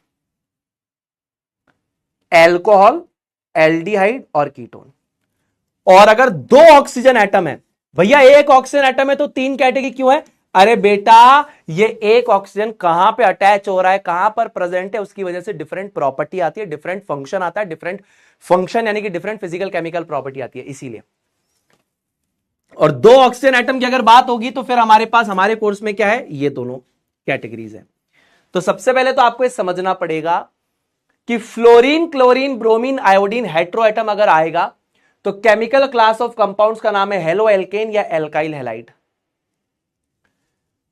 ऑक्सीजन अगर एज हेट्रो एटम आएगा तो एल्कोहल, एल्डिहाइड और कीटोन। एक ऑक्सीजन एटम आ रहा है, 2 ऑक्सीजन एटम अगर किसी भी हाइड्रोकार्बन में आ रहे हैं तो कार्बोक्सिलिक एसिड और ईस्टर ये बनेंगे। अब देखिए, अब हमारे पास तीसरी चीज आती है formula of functional group. Functional group का जो बेसिकली हमारे पास फॉर्मूला है, और फंक्शनल ग्रुप एक्चुअल में कौन सा है वो समझना। कौन सा फंक्शनल ग्रुप है मैं समझाता हूं, ध्यान से देखो। सबसे पहले हमारे पास जो फॉर्मूला आता है हमारे पास इस पर्टिकुलर क्लास का, या particular class of chemical compounds का जो फॉर्मूला हमारे पास है वो क्या है? आर किसको रिप्रेजेंट करता है? आर रिप्रेजेंट करता है एल्काइल ग्रुप को रिप्रेजेंट करता है। याद रखिएगा इस बात को, किसको रिप्रेजेंट करता है? एल्काइल ग्रुप को रिप्रेजेंट करता है। ठीक जी। R single bond X, X किसको रिप्रेजेंट कर रहा है? एक्स रिप्रेजेंट कर रहा है फ्लोरीन, क्लोरीन, ब्रोमीन या फिर आयोडीन को। फॉर्मूला लिख रहा हूं मैं यहां पे, फ्लोरीन, क्लोरीन, ब्रोमीन, आयोडीन को रिप्रेजेंट करता है। या फिर आप इसी चीज को आर एक्स को कैसे लिख सकते हैं? आर होता है CnH2n+1। मैंने कहा था कार्बन आपका एक बॉन्ड बना लेगा, वो एक बॉन्ड एक्स के साथ बना लेगा। R means alkyl group, that is CnH2n+1। तो आर एक्स, एक्स हो सकता है फ्लोरीन, क्लोरीन, ब्रोमीन या आयोडीन। इसी चीज को ऐसे लिख सकते हैं CnH2n+1 एक्स। ठीक है। यहां पर हमारे पास जो फंक्शनल ग्रुप है वो फ्लोरीन है, क्लोरीन है, ब्रोमीन है और आयोडीन है। ये हमारे पास फंक्शनल ग्रुप यहां पे होंगे। यहां पे जो हेटेरोएटम है वही यहां पर फंक्शनल ग्रुप भी है। ये फंक्शनल ग्रुप है, फंक्शनल ग्रुप। FG लिख रहा हूं, मतलब फंक्शनल ग्रुप की बात हो रही होगी। ठीक है ना? फंक्शनल ग्रुप को शॉर्ट में लिख देता हूं FG। ठीक है, ये फंक्शनल ग्रुप है। डन।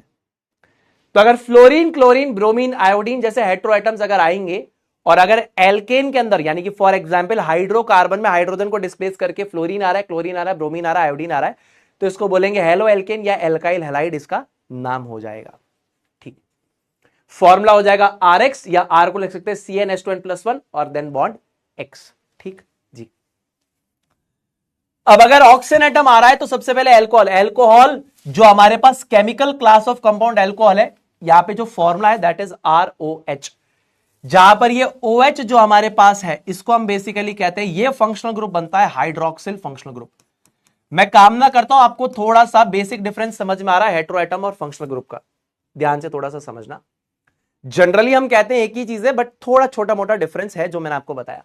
हेटेरोएटम क्या है? किसी भी एक ऐसे एटम को रिप्रेजेंट करता है जो अदर देन कार्बन और हाइड्रोजन हो, और हाइड्रोकार्बन चेन में वो हाइड्रोजन की जगह आ जाए। जैसे फॉर एग्जांपल यहां पे ऑक्सीजन आ गया इस चेन में, तो यह हेटेरोएटम कहलाएगा। अब यह हेटेरोएटम क्या बना लेगा? यह हेटेरोएटम ये यूनिट बना रहा है OH, ये फंक्शनल ग्रुप कहलाएगी हाइड्रोक्सिल फंक्शनल ग्रुप। और यहां पे हाइड्रोक्सिल फंक्शनल ग्रुप की जो केमिकल क्लास होगी वो कहलाएगी एल्कोहल। तो आपको पहले तो ये बात समझनी पड़ेगी कि आपका हेटेरोएटम जो है वो ऑक्सीजन है। हेटेरोएटम जो है that is basically oxygen. Heteroatom is oxygen, और ये केमिकल क्लास ऑफ कंपाउंड जो बना रहा है that is called as alcohol. Atom other than carbon and hydrogen is hydrocarbon, in hydrocarbon is oxygen. और ये ऑक्सीजन जो हमारे पास हेटेरोएटम यहां पर अवेलेबल है, ये ऑक्सीजन जो हमारे पास यहां पे अवेलेबल है, ये बनाता है कौन सी chemical class of compound? It makes alcohol, है ना? जो पहली कैटेगरी हम डिस्कस कर रहे हैं, तो heteroatom is basically oxygen and the chemical class that it is making is alcohol. अब एल्कोहल में क्या हो रहा है? OH फंक्शनल ग्रुप है। ध्यान से देखो, OH फंक्शनल ग्रुप है। ROH, तो ये हमारे पास क्या हो जाएगा? फॉर्मूला हो जाएगा केमिकल क्लास को जिसको डिनोट कर रहा है दैट इज अल्कोहल। यहां पे हेटेरोएटम कौन सा है? ऑक्सीजन हेटेरोएटम है। ऑक्सीजन हेटेरोएटम ने फंक्शनल ग्रुप कौन सा क्रिएट किया? OH क्रिएट किया। ठीक है, इसी चीज को मैं ऐसे भी लिख सकता हूं, CnH2n+1 OH, CnH2n+1 OH ऐसे भी लिख सकता हूं, कोई दिक्कत नहीं है, सेम बात है। उसके बाद यहां पर हमारे पास क्या है? एल्डिहाइड कैटेगरी की हम बात कर रहे हैं यहां पे, एल्डिहाइड की। एल्डिहाइड और कीटोन में आपको एक कॉमन चीज दिखेगी, आपको ये चीज कॉमन नजर आएगी यहां पे। ये देखो, ये देखो, ये देखो, आप दिख रहा है जी? दिख रहा है। यानी कि कार्बन है, उसके ऊपर एक डबल बॉन्ड है, एक बॉन्ड इधर एक बॉन्ड इधर। कार्बन के ऊपर डबल बॉन्ड में ऑक्सीजन है, एक बॉन्ड इधर एक बॉन्ड इधर। अब इसको बेसिकली कौन सा फंक्शनल ग्रुप कहते हैं पता है आपको? तो एल्डिहाइड और कीटोन कैटेगरी के अंदर सेम फंक्शनल ग्रुप होता है, जिसका नाम हमारे पास क्या होता है? Carbonyl functional group. कौन सा फंक्शनल ग्रुप होता है? कार्बोनिल फंक्शनल ग्रुप होता है। ये देख रहे हो आप, सी डबल बॉन्ड हो, एक बॉन्ड इधर एक बॉन्ड इधर, सी डबल बॉन्ड हो, एक बॉन्ड इधर एक बॉन्ड इधर, तो ये हमारे पास कार्बोनिल फंक्शनल ग्रुप होता है। This is carbonyl functional group. कौन सा? Carbonyl functional group. अब अगर आपके कार्बोनिल फंक्शनल ग्रुप में एक तरफ पे एल्काइल ग्रुप अटैच हो, एक तरफ पे एल्काइल ग्रुप अटैच हो और दूसरी तरफ पे आपके पास हाइड्रोजन ग्रुप अटैच हो, ये हाइड्रोजन एटम अटैच हो, तो ये एल्डिहाइड कहलाएगा। आप क्लास 12th में जब जाओगे तो आपको यही बताया जाएगा कि एल्डिहाइड और कीटोन के अंदर कार्बोनिल फंक्शनल ग्रुप होता है, दोनों में कार्बोनिल होता है। तो डिफरेंस क्या है? इसके एक तरफ पे R है और दूसरे तरफ पे H है, हाइड्रोजन एटम है एक तरफ पे। मैं भारी शब्दों का इस्तेमाल नहीं कर रहा हूं कि टर्मिनल या सेंट्रल, ऐसा कुछ भी नहीं, बिल्कुल आसान। एक तरफ एल्काइल ग्रुप है और दूसरी तरफ भी अगर एल्काइल ग्रुप हो, इसकी चेन लेंथ अलग हो सकती है, इसलिए R डैश लिख रहा हूं। यानी दोनों तरफ पे एल्काइल ग्रुप हो और बीच में आपके पास कार्बोनिल फंक्शनल ग्रुप हो, तो इसको हम कहेंगे कीटोन। लेकिन अगर आपके पास बीच में कार्बोनिल हो, एक तरफ पे एल्काइल ग्रुप और दूसरे तरफ पे हाइड्रोजन हो, तो इसको हम कहेंगे एल्डिहाइड। आप मेरी बात समझ रहे हो? ये कार्बोनिल फंक्शनल ग्रुप के एक तरफ पे R हो, दूसरे तरफ पे हाइड्रोजन हो, तो ये कहलाएगा क्या? एल्डिहाइड। इसके एक तरफ पे R हो और दूसरी तरफ पे R डैश हो, यानी कि दोनों तरफ पे एल्काइल ग्रुप्स है। ऐसा हो सकता है दोनों तरफ पे एल्काइल ग्रुप्स की जो लेंथ है वो बराबर हो, दोनों तरफ पे मिथाइल हो, दोनों तरफ पे इथाइल हो, दोनों तरफ पे प्रोपाइल हो। ऐसा हो सकता है एक तरफ पे मिथाइल हो, दूसरी तरफ पे इथाइल हो, इसीलिए मैंने एक जगह लिखा R और एक जगह लिखा R डैश। चेन लेंथ अलग हो सकती है। समझदार बच्चे हैं जी। तो भैया फिर हमारे एग्जाम में हम क्या लिख के आए? कार्बोनिल लिख के आए। देखिए, आप कार्बोनिल अगर नहीं भी लिख कर आते हैं तो आप इतना लिख सकते हैं कि एल्डिहाइड के अंदर क्या होता है? एल्डिहाइडिक फंक्शनल ग्रुप होता है। क्या होता है? एल्डिहाइडिक फंक्शनल ग्रुप होता है। और कीटोन में कीटोनिक फंक्शनल ग्रुप होता है। ये भी आप लिख सकते हैं, कोई दिक्कत वाली बात नहीं है ना? ये भी लिख सकते हैं, कोई दिक्कत नहीं है। पर टेक्निकली दोनों के अंदर क्या होता है? कार्बोनिल फंक्शनल ग्रुप होता है। ये रहा, कार्बोनिल फंक्शनल ग्रुप होता है दोनों में। अब इसको रिप्रेजेंट करने का एक और तरीका क्या है भैया? अब देखो, रिप्रेजेंट करने का तरीका क्या है? CnH2n+1, single bond CHO। तो आपको जब भी चेन के आखिरी में CHO दिख जाए, ये दिख जाए, CHO दिख जाए, यानी कि एल्डिहाइड की बात हो रही होगी, एल्डिहाइडिक फंक्शनल ग्रुप की बात हो रही होगी, है ना? आपको आखिरी में ऐसे CHO दिख रहा होगा, एल्डिहाइडिक फंक्शनल ग्रुप की बात हो रही होगी। भैया तो डायरेक्टली ये बता देते, डायरेक्टली ये बता देता तो आपको एक बात बता दूं, 11th क्लास या 12th क्लास में आप जाके बोलते भैया ने सही से नहीं पढ़ाया। तो अभी इसीलिए बता दिया, जब 12th में जाके पढ़ोगे तो ये वाली चीज जो होती है, ये आपके पास कार्बोनिल फंक्शनल ग्रुप होता है। दोनों में ही कार्बोनिल होता है। इसके एक तरफ पे R और H है, उसके दोनों तरफ पे R या R डैश है। दोनों तरफ पे एल्काइल चेन्स हो सकती है, इनकी लेंथ सेम भी हो सकती है, डिफरेंट भी हो सकती है, कोई दिक्कत वाली बात नहीं है। अच्छा, इसी चीज को रिप्रेजेंट कैसे कर सकते हैं? इसको रिप्रेजेंट कर सकते हैं CnH2n+1, ये alkyl chain, C double bond O, उसके बाद CmH2m+1। अब बच्चे बोलेंगे ये Cm क्यों लिखा? अरे इस वाली एल्काइल ग्रुप की जो चेन है उसकी लेंथ अलग हो सकती है, दोनों चेन की लेंथ अलग भी हो सकती है, सेम भी हो सकती है, ऐसा कोई दिक्कत नहीं है, इसलिए अलग से लिख दिया कि Cm है। यानी आपको एक तरीके से समझना पड़ेगा, कार्बोनिल फंक्शनल ग्रुप यहां पर बिल्कुल चेन के आखिरी में है, ये रहा, और यहां पे कार्बोनिल फंक्शनल ग्रुप आपकी पूरे कार्बन की चेन के बीच में है। ये भी आपको यहां पे बात समझनी पड़ेगी, बड़ी बेसिक सी बात है, ठीक है जी भैया। उसी के साथ साथ अगर आप यहां पर इस चीज को नोटिस करते हो, बच्चे कहते हैं भैया यहां पर भी तो सिमिलैरिटी आ रही है, C00 है ना, और एक तरफ पे देखो C00, एक तरफ पे R और H, एक तरफ पे R और R डैश है, लेकिन यहां पर अलग है गेम। यहां पे जो फंक्शनल ग्रुप्स यहां पे फॉर्म हो रहे हैं बिल्कुल अलग है, इनको मत छेड़ना।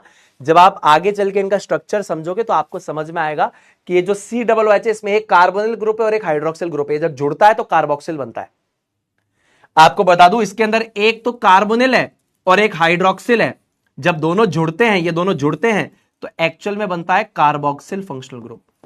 तो बिल्कुल छेड़ाखानी मत करना इससे कि भैया यहां पे C00 एक जगह पे R और H, एक R और R डैश। ये सेम एनालॉजी यहां मत लगा देना, नहीं काम करेगी, ये काम नहीं करेगी। फिर बता दे रहा हूं, पता चला ये सेम एनालॉजी यहां लगा दो, C00 एक R और H, R और R डैश, तो भैया यहां भी ऐसा ही है।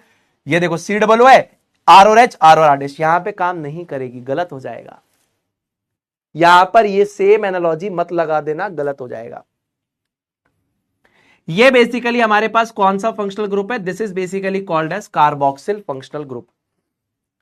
और ये वाला फंक्शनल ग्रुप हमारे पास कौन सा फंक्शनल ग्रुप है? इसको हम लोग कहते हैं कार्बो एल्कोक्सी फंक्शनल ग्रुप। कौन सा? कार्बो एल्कोक्सी फंक्शनल ग्रुप। कौन सा फंक्शनल ग्रुप है?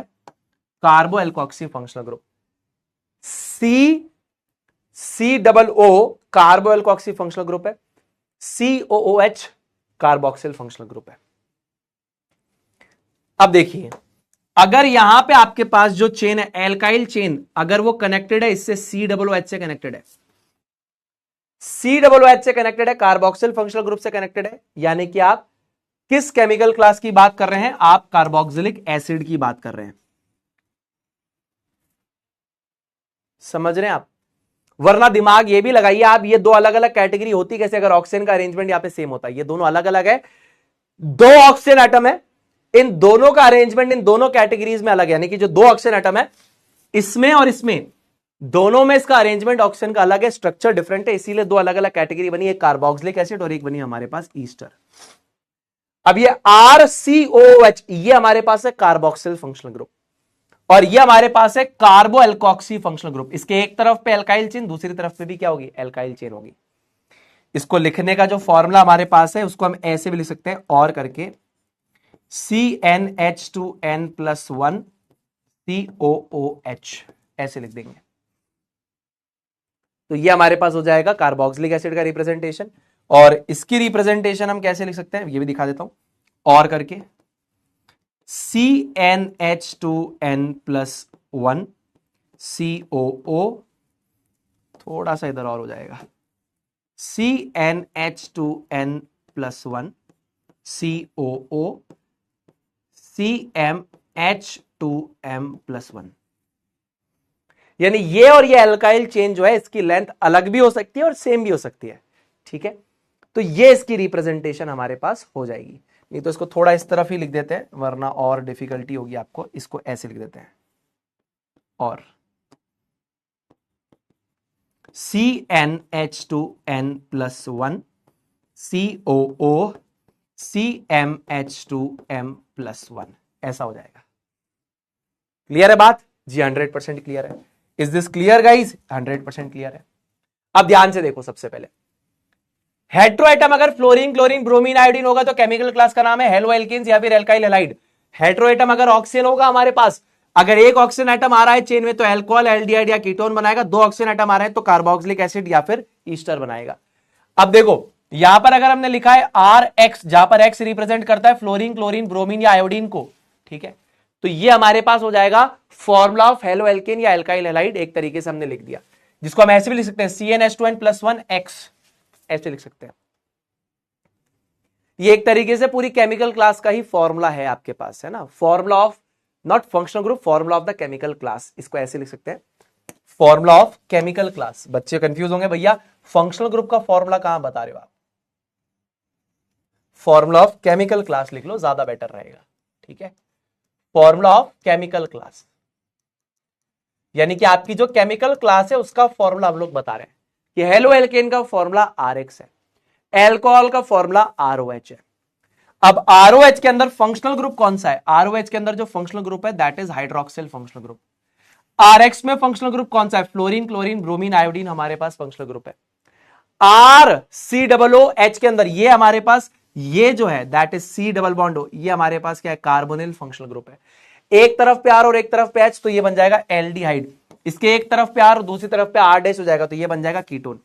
कार्बोक्सिलिक एसिड में क्या हो जाएगा? RCOOH, तो हमारे पास केमिकल क्लास का फॉर्मूला हो जाएगा, जिसमें COOH हमारे पास क्या हो जाएगा? कार्बोक्सिल फंक्शनल ग्रुप हो जाएगा। सिमिलरली ईस्टर के केस में क्या हो जाएगा? RCOO R डैश, जिसमें ये COO क्या है? कार्बो एल्कोक्सी फंक्शनल ग्रुप है, जिसको ऐसे भी लिख सकते हैं। ठीक है, क्लियर है जी। छोटी सी बात और समझ लो बस, फिर उसके बाद क्लास को एंड करेंगे, कोई दिक्कत नहीं है। एक बार छोटी सी बात और समझ लो। अब प्रीफिक्स क्या आता है, देखिए यहां पर याद रखना, प्रीफिक्स आता है, हेलो एल्केन्स के केस में प्रीफिक्स यूज होता है फ्लोरो, क्लोरो, ब्रोमो और आयोडो। आपके हेलो एल्केन्स के केस में प्रीफिक्स यूज होता है फ्लोरो, क्लोरो, ब्रोमो और आयोडो। यहां पर देयर इज नो सफिक्स, कोई भी सफिक्स का इस्तेमाल यहां पर नहीं होता है, यह आपको समझना पड़ेगा। ठीक है, अगर यहां पर हम बात करते हैं सेकेंडरी सफिक्स, जो हमने पढ़ा था, याद आ रहा है? दो तरीके के सफिक्स होते हैं, एक तो प्राइमरी सफिक्स होता है एन, इन, आइन, है ना, एक सेकेंडरी सफिक्स होता है। सेकेंडरी सफिक्स जो होता है वो इन फंक्शनल ग्रुप्स के लिए होता है। ठीक है, अब जैसे फॉर एग्जाम्पल एल्कोहल है तो ओ एल, एल्डिहाइड है तो अल, कीटोन है तो ओन, कार्बोक्सिलिक एसिड है तो ओइक एसिड, और हमारे पास ईस्टर है तो ओएट। अब आपके सिलेबस में जितना उतना ही बता रहा हूं। सबसे पहले एल्कोहल के लिए आखिरी में आएगा ऑल, एल्डिहाइड के लिए आएगा अल, कीटोन के लिए आएगा ओन, कार्बोक्सिलिक एसिड के लिए आएगा ओइक एसिड, और ईस्टर के लिए आएगा ओएट। ये आपके पास सेकेंडरी सफिक्स आ जाएंगे। ठीक है, डन है, चलिए डन है। अब आपको मैं कुछ होमवर्क देता हूं, ठीक है ना। आईयूपीएससी वाला जो पार्ट है ये अब अगली क्लास में डिस्कस करते हैं। ठीक है, नेक्स्ट वीक आपकी 2 क्लासेस लगवा दी है, आप ये सारे सवाल करके आना, ठीक है ना, ये सारे सवाल करके आना, ये सारे सवाल करके आना। एक काम करते हैं, इसको ऊपर ले चलते हैं, ये सारे सवाल आपको करके आना है। और अब मुझे फटाफट से बता दो समझ में आ गया कि नहीं आया। चलो आए भैया लगा दो सारे के सारे दोस्त, जल्दी से एक बार सारे के सारे दोस्त आए भैया लगा दो कि समझ में आया कि नहीं आया, जल्दी से बता दो फटाफट से। ठीक है, क्लियर है दोस्तों, समझ में आ रहा है दोस्तों, मजा आ रहा है दोस्तों। देखिए बहुत ईमानदारी के साथ आपको सारी चीजें करा रहा हूं, बहुत सारी चीजें किताब से मैच नहीं कर रही होगी क्योंकि वो एक्स्ट्रा नहीं है, वो कंसेप्ट है, ये कंसेप्ट है रियल में, वो दे रहा हूं मैं। ठीक है ना, मुझे आपको कंसेप्ट देना है, आपको आपकी एनसीईआरटी में ईस्टर नहीं दिखेगा, लेकिन ईस्टर ईस्टरिफिकेशन में आपको दिखेगा। फिर आप कहोगे भैया ईस्टर कहां से आ गया, तो मैंने ईस्टर यहीं कवर कर दिया। ठीक है ना, ठीक है, क्लियर है। अब आप लोग ये होमवर्क करके आओ, अगर आपसे सवाल नहीं बने। अब देखो ये सवाल एग्जाम्पलर के, देखो प्रीवियस ईयर के अंदर भी ऐसे फंक्शनल ग्रुप पूछे जाते हैं, है ना, अच्छे लेवल के सवाल आएंगे, देखो ऐसे पूछे जाएंगे, अच्छे लेवल के सवाल आएंगे ना प्रीवियस ईयर में, ये देखो ऐसे पूछा जाएगा, ये देखो ये स्ट्रक्चर पूछा जाएगा, तो बताएगा कौन सा फंक्शनल ग्रुप है। तो इसीलिए कह रहा हूं जो पढ़ा रहा हूं उसके बाहर से कुछ भी नहीं आएगा, बस अच्छे से ईमानदारी से आप पढ़ाई करो, ईमानदारी के साथ आप पढ़ाई करो। ठीक है, कोई भी टेंशन मत लो। ठीक है, आपको एक बढ़िया सी बात बताता हूं, एक बढ़िया सी कहानी बताता हूं, बढ़िया सा मैसेज बताता हूं, है ना, शायद आपकी मदद हो जाए। तो एक बार एक भक्त जो होता है, ठीक है, वो परमात्मा से सवाल करता है कि जब भी मेरा बुरा समय आता है तो आप कहां चले जाते हो। तो बोले अच्छा बुरा समय आता है तो कहां चले जाता हूं, बोले हाँ। तो बोले बुरा समय जो है वो प्रॉब्लम्स है वो तो मैं ही देता हूं। तो बोले मुझे पता है कि आप मुझे बहुत ज्यादा प्रॉब्लम्स देते हो, लेकिन मुझे आप इतनी सारी प्रॉब्लम क्यों देते हो, और अगर प्रॉब्लम देते हो तो फिर आप कहां चले जाते हो। तो परमात्मा कहते हैं कि अच्छा मैं प्रॉब्लम देता हूं ये तो मैं मानता हूं, लेकिन तेरे को ये लगता है कि तू इस प्रॉब्लम से खुद बाहर निकल जाता है। बोले हाँ। तो परमात्मा उसे सिखाते और बताते हैं कि जिंदगी में जितनी दिक्कतें तुम्हें मिलती है वो तुम्हारे कैलिबर को लेकर मिलती है। मतलब कोई ज्यादा दिक्कतें झेल सकता है तो उसको ज्यादा दिक्कतें देता हूं मैं, कोई कम दिक्कतें झेल सकता है तो उसको कम दिक्कतें देता हूं मैं, लेकिन दिक्कतें उनको जितना वो झेल सकते हैं उतनी ही देता हूं। और जब वो दिक्कतें मैं देता हूं तो उसके साथ उनसे लड़ने का साहस भी मैं देता हूं। तो बोले भगवान फिर आप ऐसा क्यों करते हो। तो बोले इसीलिए करता हूं ताकि तुम सीख सको। बोले मैं समझा ही नहीं। बोले एक बात बता। बोले क्या। बोले बचपन में तू चलता था। बोले हाँ। बोले चलना किसने सिखाया। बोले पापा ने सिखाया। तो बोले पापा क्या करते थे। बोले मेरे को ऐसे चला रहे होते थे छोड़ देते थे, अगर मैं गिरता था तो उससे पहले पकड़ लेते थे। तो बोले कि मैं भी यही कर रहा हूं कि तू जिंदगी में प्रॉब्लम्स का सामना करना सीख जाए, इसलिए तुझे प्रॉब्लम्स दे रहा हूं, लेकिन जैसे ही तू गिरने वाला होता है मैं तुझे थाम लेता हूं, पकड़ लेता हूं। जिस प्रकार तेरे पिता जब तू चल रहा था बचपन में और जैसे ही तू गिरने वाला होता था तेरे पापा तुझे पकड़ लेते थे, या तू साइकिल चलाना, तो वो तेरे को सिखा रहे थे, तो साइकिल चलाना जानता है, जैसे ही तू गिरने वाला होता है वो पकड़ लेते हैं। उसी प्रकार मैं करता हूं, मैं तुझे कुछ सिखाना चाहता हूं, इसीलिए दिक्कतें देता हूं। जब तू उसमें गिरने वाला होता है तो मैं तुझे बचा लेता हूं। तो इस अहंकार में मत रहे बेटा कि तू दिक्कतों से खुद बाहर आया। दिक्कत दी भी मैंने थी और दिक्कत से निकाला भी मैंने। इसीलिए आपकी जिंदगी में आप हमेशा एक बात याद रखिए, एक लाइन लिख दीजिए, ये वक्त भी निकल जाएगा। तो जब आपका अच्छा समय आए तो उस लाइन को पढ़ना, ये वक्त भी निकल जाएगा, तो आपको समझ में आएगा कि आपकी जिंदगी में बुरा समय भी आएगा। और जब आपकी जिंदगी में बुरा समय आए तब भी इस लाइन को पढ़ना, तो आपको याद रहेगा ये वक्त भी निकल जाएगा, यानी कि बुरा समय भी निकल जाएगा। मेरी जिंदगी में भी बहुत डाउन्स आते हैं, अप्स थोड़े कम है, डाउन्स ज्यादा है, बट कोई दिक्कत नहीं है। सबकी जिंदगी, हमारे पास वो बहुत कुछ है जिसके लिए हमें भगवान का शुक्रगुजार होना चाहिए। हमारे पास तन पे कपड़े हैं, हमारे पास घड़ी है ना, हमारे पास खाने के लिए खाना है, हमारे पास रहने के लिए छत है, हमारा स्वास्थ्य ठीक है। परमात्मा की इतनी कृपा, इतनी दया हमारे पे काफी है ना। दिक्कतें आती हैं, ठीक है, मुझे भी पता है, पर आप भी देखिए, आपके माता पिता आपको पढ़ा रहे हैं, लिखा रहे हैं, खिला रहे हैं, पिला रहे हैं, तो आप कितने लोगों से बेटर है। उस चीज का शुक्रगुजार होना है। कहते हैं जो प्राप्त है वही पर्याप्त है। ठीक है, चलो, बहुत बढ़िया मेरे भाइयों, मेरी बहनों, मिलते हैं अगली क्लास में। और जैसा मैं कहता हूं कि आपके सुनील भैया आपके साथ है, फिजिक्स वाला आपके साथ है, तो दोनों आपके साथ है, टेंशन बिल्कुल मत लीजिए। मिलते हैं अगले सेशन में, तब तक के लिए दोस्तों अपना ध्यान रखिए, खुश रहिए, stay healthy, stay awesome and always say जय जय फिजिक्स वाला, जय हिंद, जय भारत, वंदे मातरम।